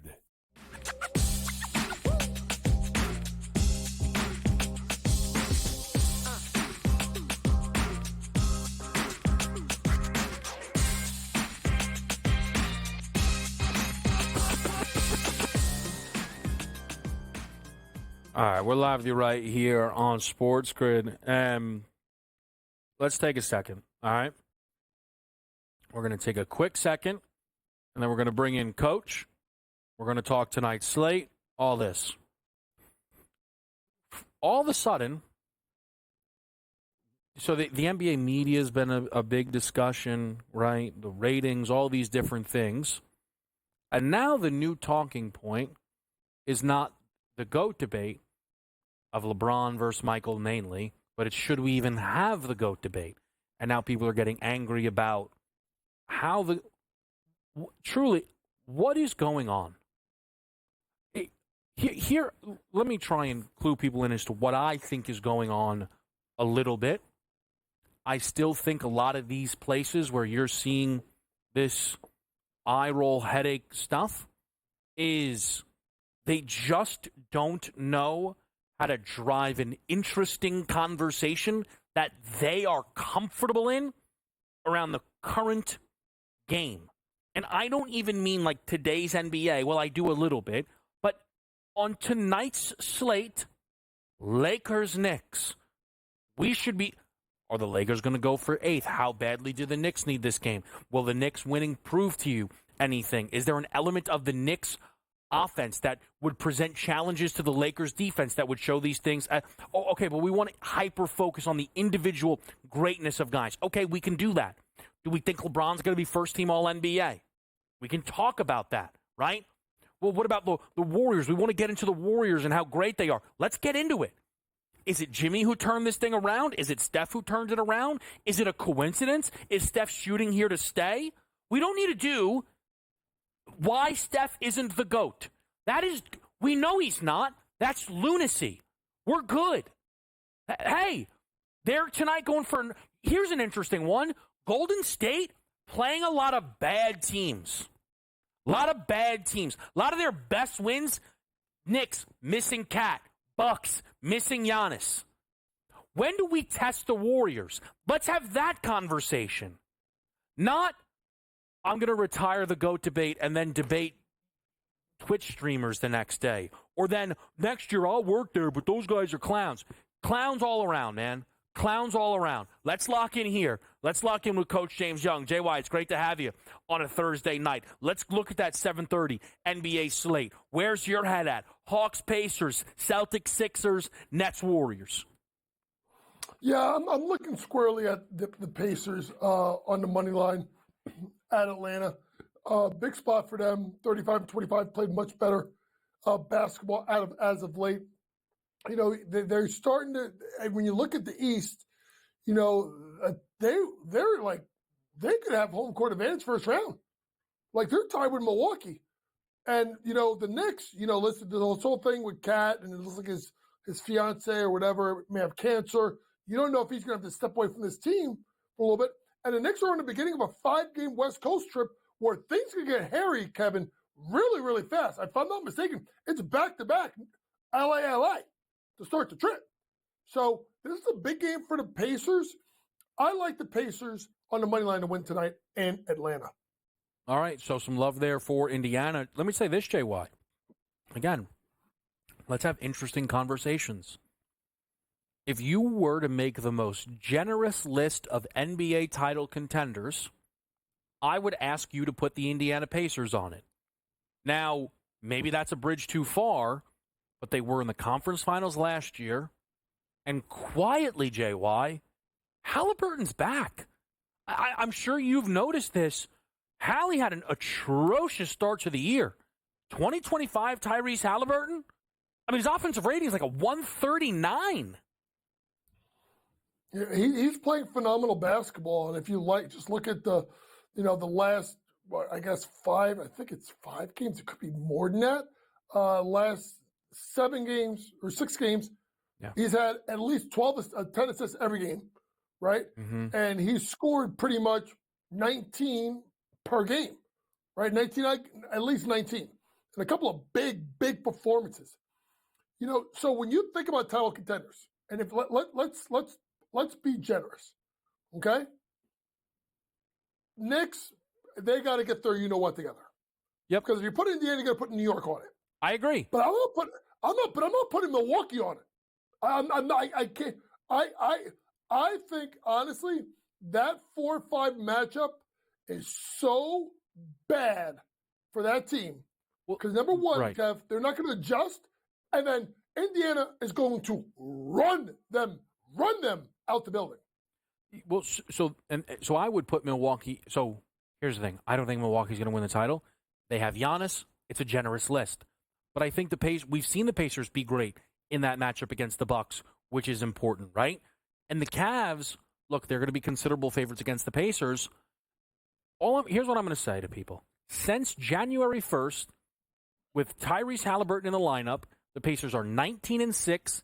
He's averaging 20 points and 9 assists on 52, 46, 88 shooting splits. That's the guy that I bought into preseason. And I think that's noteworthy when a team is playing Kevin, that well. And sorry to interrupt. I also would note with the fact that they're tied in the division, Indiana's got the 9th easiest schedule the rest of the way. There you go. Milwaukee's there you go. That'll got the 4th toughest. So this could be 4-5. It's a great point. The other way. So a great point. Let's not get it twisted. Indiana, and I think people when they talk about the great coaches, right? Yeah. Not enough people put Rick Carlisle there. Like, not enough people give this guy respect for what he's done for the totality of his career. If you ask me 4-5, who's winning that matchup, I don't care if it's in Milwaukee or it's in Indy. I like the Pacers in a 7-game series because the better coach is in Indiana. Yeah, I think that's fair. Talk to me, JY. Anything in Golden State, Brooklyn catch your eye? I'm trying to get involved with Jimmy Butler's rebounds plus assists. I'm seeing 10.5 at a plus price. Nice bounce back spot. It should be a nice bounce back spot. Listen, this is a stay away for me. I mean, you made a good point about Golden State. Like, they're really ganging up on bad teams. And I'm not. Yes. And I'm not. The Knicks game, the Knicks were out of sorts. They couldn't make a 3. By the way, if the Knicks are going to get better, Josh Hart's going to shoot the ball better from 3. But they're really beating up bottom feeders, right? Mm-hmm. So let's see. And for a team like Brooklyn, I mean, they should be just losing. I mean, y'all done messed this up already. Y'all should just start losing just lose. Lose every game, try to get Cooper Flag. End of discussion. Well, look, so I'm in a mood, I guess. Here's a conversation that none of these clowns can have. You want to defend Brooklyn's tank? The way to defend it is by being aware of who the Boozer twins are, right? Okay? Being aware, really Cam Boozer, okay? AJ Dybonsa and Darren Peterson. To give people an idea, next year's class has 3 guys that would push Cooper Flagg for first overall. Just to give people... Now, look, I'm sure Brooklyn wishes they tank. They didn't sell everybody off. Don't worry. The tank is here. And it's called D'Lo, Cam Thomas backcourt. That 1-2 punch got out there, and all of a sudden the San Antonio offense figured it out, JY. An offense that was struggling to crack 100 against the Pelicans a week ago went out there and scored 127 because you had D'Lo and Cam Thomas in the same backcourt. It's an explosive backcourt, but damn it, just lose. Just lose. Simply put, I think they got, if I'm not mistaken, I think they got Milwaukee's pick, they got the Knicks pick, and then they got their own pick. I think they have 3 first-round picks. Just lose, damn it. Just lose. What we're going to do after this break is we're going to talk Iowa, Michigan State, some of the college basketball stuff from the week, but a little bit to that weekend as well, since we have Coach with us here on this Thursday night. Is Sparty on upset alert? We'll talk about that next. It's Game Time Decisions.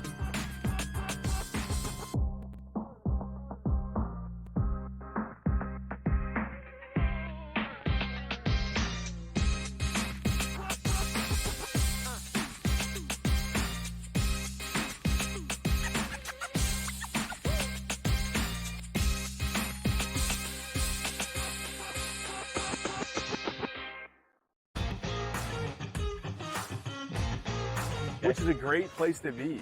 Are you in the locker room? Like, you giving like the Any Given Sunday Inches Al Pacino speech? Are we there yet? Oh yeah, I think we've been there. We're gonna have a long talk with Rob today about the 99-199 issue from last week. Like, I just don't get how he is still employed. We got to talk to ownership about that one. The Smiley Show, only on SportsGrid. Possible that while every other state is trying to copy New York and get that 51% tax on sports betting, is it possible that New York will actually lower their taxes? That's surprising. The question is, of course, well, what sports books could go there? I mean, we're already at 9 that are the biggest ones out there in the market. So, I mean, who are you really missing? Newswire, only on SportsGrid. Remember when everyone was upset about NIL? You know what NIL did? Make sure Cooper Flagg wasn't playing with the G League Ignite. That's good for us. That's good for college basketball. When the best players are actually playing college basketball. You're going to get battle tested. And it doesn't matter, Kevin, if you're at home or on the road. If you don't come ready to play in the SEC, you're going home with an L. Betting above the rim, only on SportsGrid. The 2 guys that can do it all. Too much electricity this morning. This is a good time. We're having a lot of fun. I had to do a triple take. Ka-ching! Why? Because of parity. I didn't mean to offend. Yeah, it's not going to happen. Load management is a dirty word. Let him rip. You know what? Circumstances provide the results. What? How do you do this once? Oh, Donnie, you've got such a good show there. A network that is booming. The Early Line, only on SportsGrid.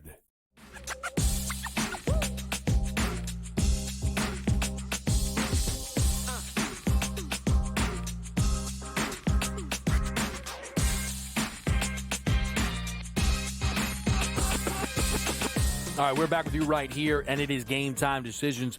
JY, I want to ask you about Michigan State, Iowa, if you have any picks in this game, and then we're going to get into some of the ramifications, potentially, of this basketball game. Anything for you with Sparty as a 6.5-point road favorite? Total keeps climbing. This thing I'm seeing now, 156.5. Yeah, this is a big spot here. And folks, I don't know if this could be Fran McCaffrey's last game. If you peel back, right, I think Michigan State's like 6-0 against the spread. Iowa's 0-6 against the spread, right? So the one fear you have is like, here we go. Last game at home for Iowa. Maybe Fair McCaffrey's on his way out.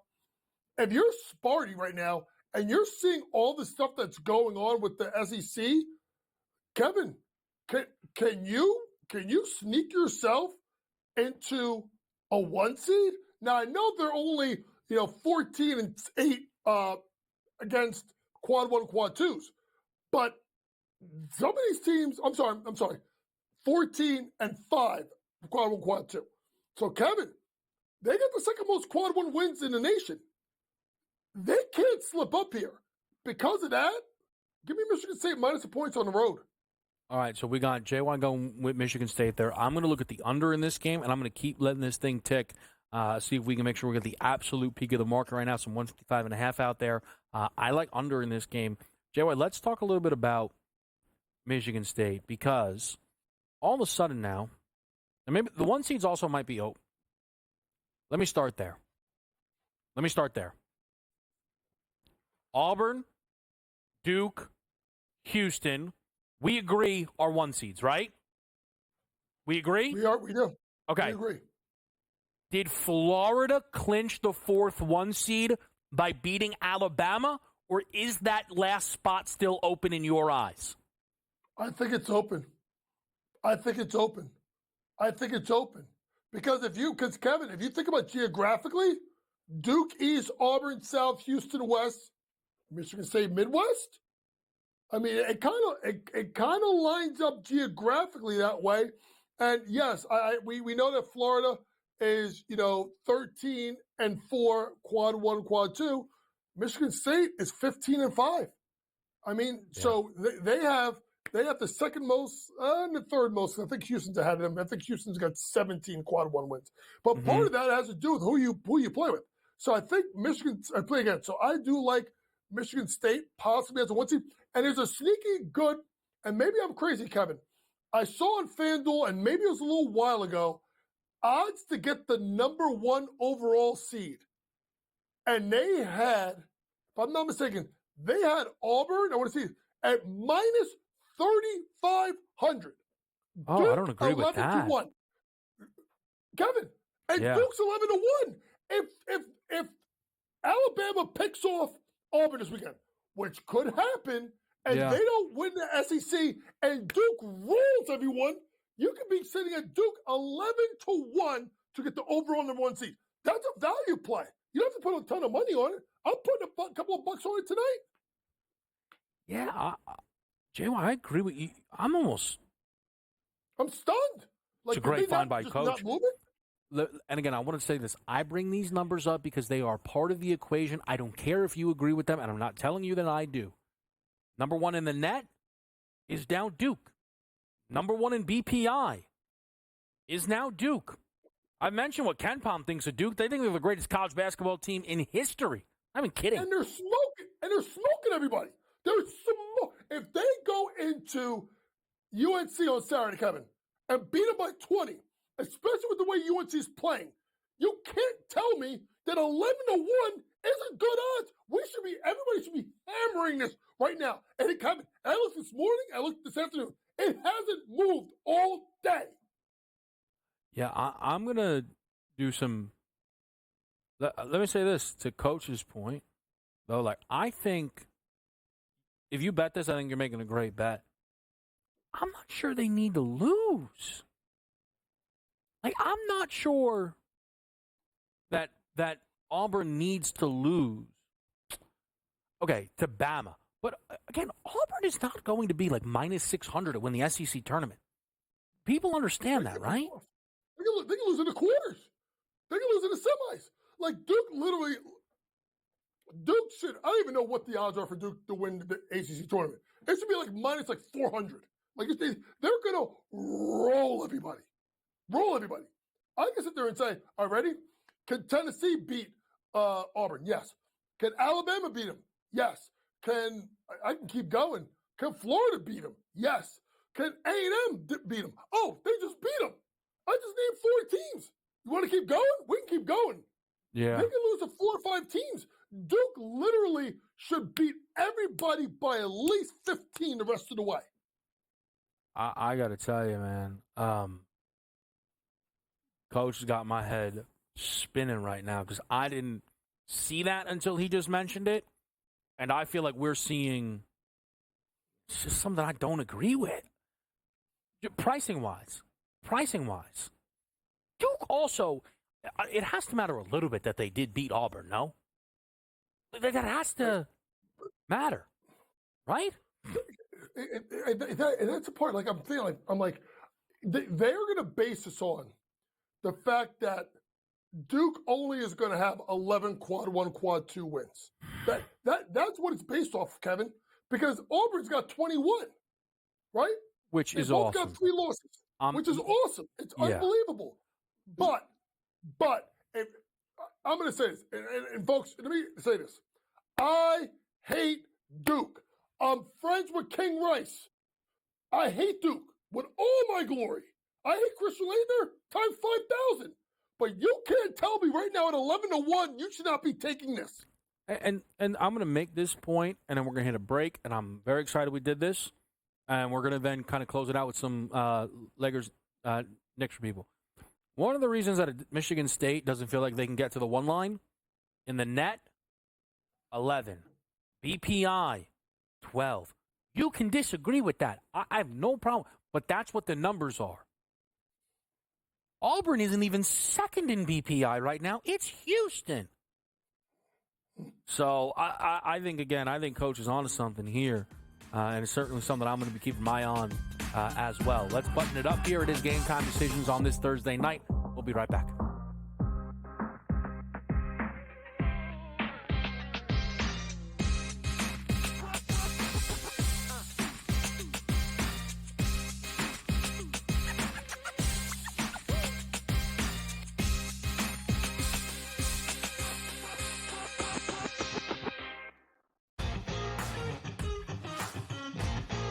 Which is a great place to be.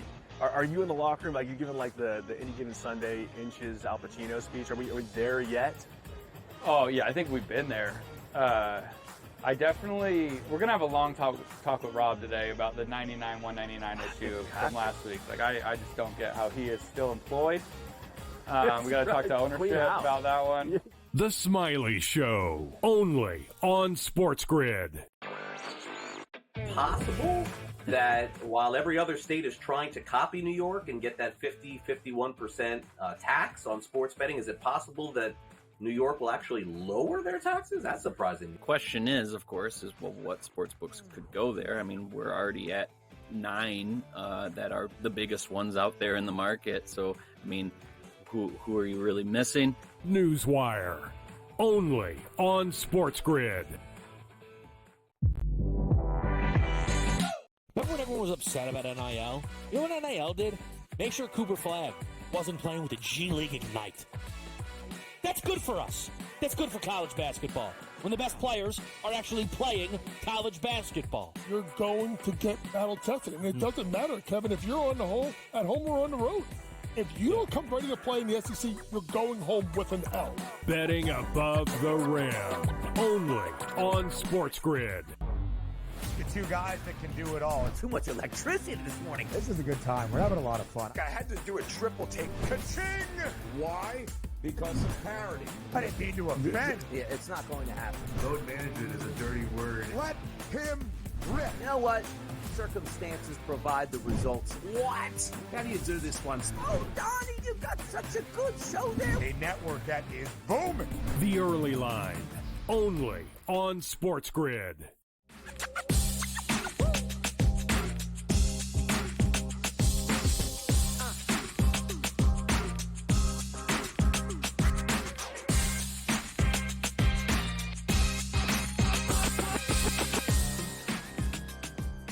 All right, we're back with you right here on SportsGrid. Game Time Decisions on a Thursday night. In-game live is next. I am joined by Coach James Young. We've talked Iowa, Michigan State. JY rolling with the Spartans. I'm playing under. Played it at 155.5, minus 110. NBA tonight. Few games going. Early lead for Brooklyn on Golden State. Slow start, relatively speaking, for Pacers Hawks. might not hate a buy-in there on a dropping total, seeing 241.5. But, JY, it's Lakers-Knicks tonight, so talk to me. What do you like? What do you trust here in this game? I ain't trusting a whole lot of Knicks. I'll tell you that much. I mean, they're struggling, and I'm trying to figure all right, who do I go to in regards to who would I jump on? And to me, the guy, if I'm looking at that needs to step up for the Knicks, honestly, is Josh Hart. If you watch the game closely, Kev, against Golden State, they were literally like, "Yo, shoot the ball, shoot the ball." You're going to shoot the ball. So I am looking at Josh Hart to give me some kind of bounce back performance because I think the Lakers are going to say, all right, go ahead. Now his threes over under right now is maybe it's not a great number. I'm not seeing it. I don't know where it's on FanDuel, but I would look at Josh Hart ready. 2+ made threes tonight. I think he goes out west, former Laker, hits a couple of shots. It's his birthday. They're going to let him shoot. Hey, I think Josh Hart 2+ made threes. Right now, I'm taking a look at it. Josh Hart 2+ made threes is plus 240. I'm taking it tonight. All right, so JY going to look for some threes there. Let me ask you this, Coach. With the way the Lakers are rolling, right? Austin Reeves back into the lineup. Now, Reeves had been playing, obviously for a ton, but they've, been without him for basically 3 games now. Any rust, any shakiness early in the game? What would you expect there from Reeves and kind of the Lakers putting him back into the lineup? I expect him to be catch and shoot. I mean, right now, 3+ made threes is minus 113. And the reason why you would look at Austin Reeves is putting my coaching hat on. All right? OG takes LeBron, right? We agree? Bridges takes Luka. That leaves Reeves with Brunson. And they may send sometimes to get the ball out of guys' hands. I think Austin Reeves 3+ made threes is minus 113 is the way to look at it. Because I think if you're the Knicks and this guy's rusty, make him beat us. That's why. That's how. If I'm a coach, if I'm Tibbs, I ain't letting LeBron beat me. I ain't letting Luka beat me. It's got to be Austin Reeves, and he's had the ball in his hands enough. Austin Reeves, 3+ made threes, minus 113. Awesome there. Look for Austin Reeves. I shouldn't even bring this up, but I can't help myself. That's bad on me.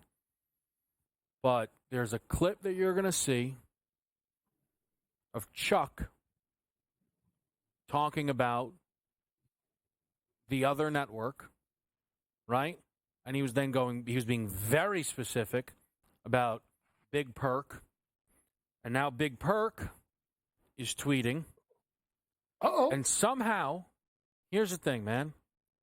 Somehow, the lead NBA story will be, can Kendrick Perkins beat up Charles Barkley? And not the takeaways from the Lakers and the Knicks. And people wonder why LeBron complained about NBA media. And I'm gonna because now I'm getting angry. Yeah, and then K-Dub, I got idea. Yeah, I got idea. Listen, get them 2 dudes off the set and put me and K-Dub on the set. If you put the 2 of us, you want real basketball knowledge with gambling focus, good looking. I mean, Kevin thought you were gonna be good looking. I gotta shave. I didn't too much. Good looking. We like ebony and ivory living together in perfect harmony. Me and K-Dub, let's get it. I feel like Coach has signed me up for a 2-on-2 that I don't even want to be in. All I know is Brooklyn. Brooklyn is smoking the Warriors, and it looks like this potential fraud is going to get away with it because everyone will be talking about a whole bunch of nonsense. I will see you all Saturday. Betting above the rim, college basketball today. Keep it right here on SportsGrid. In-game live is next.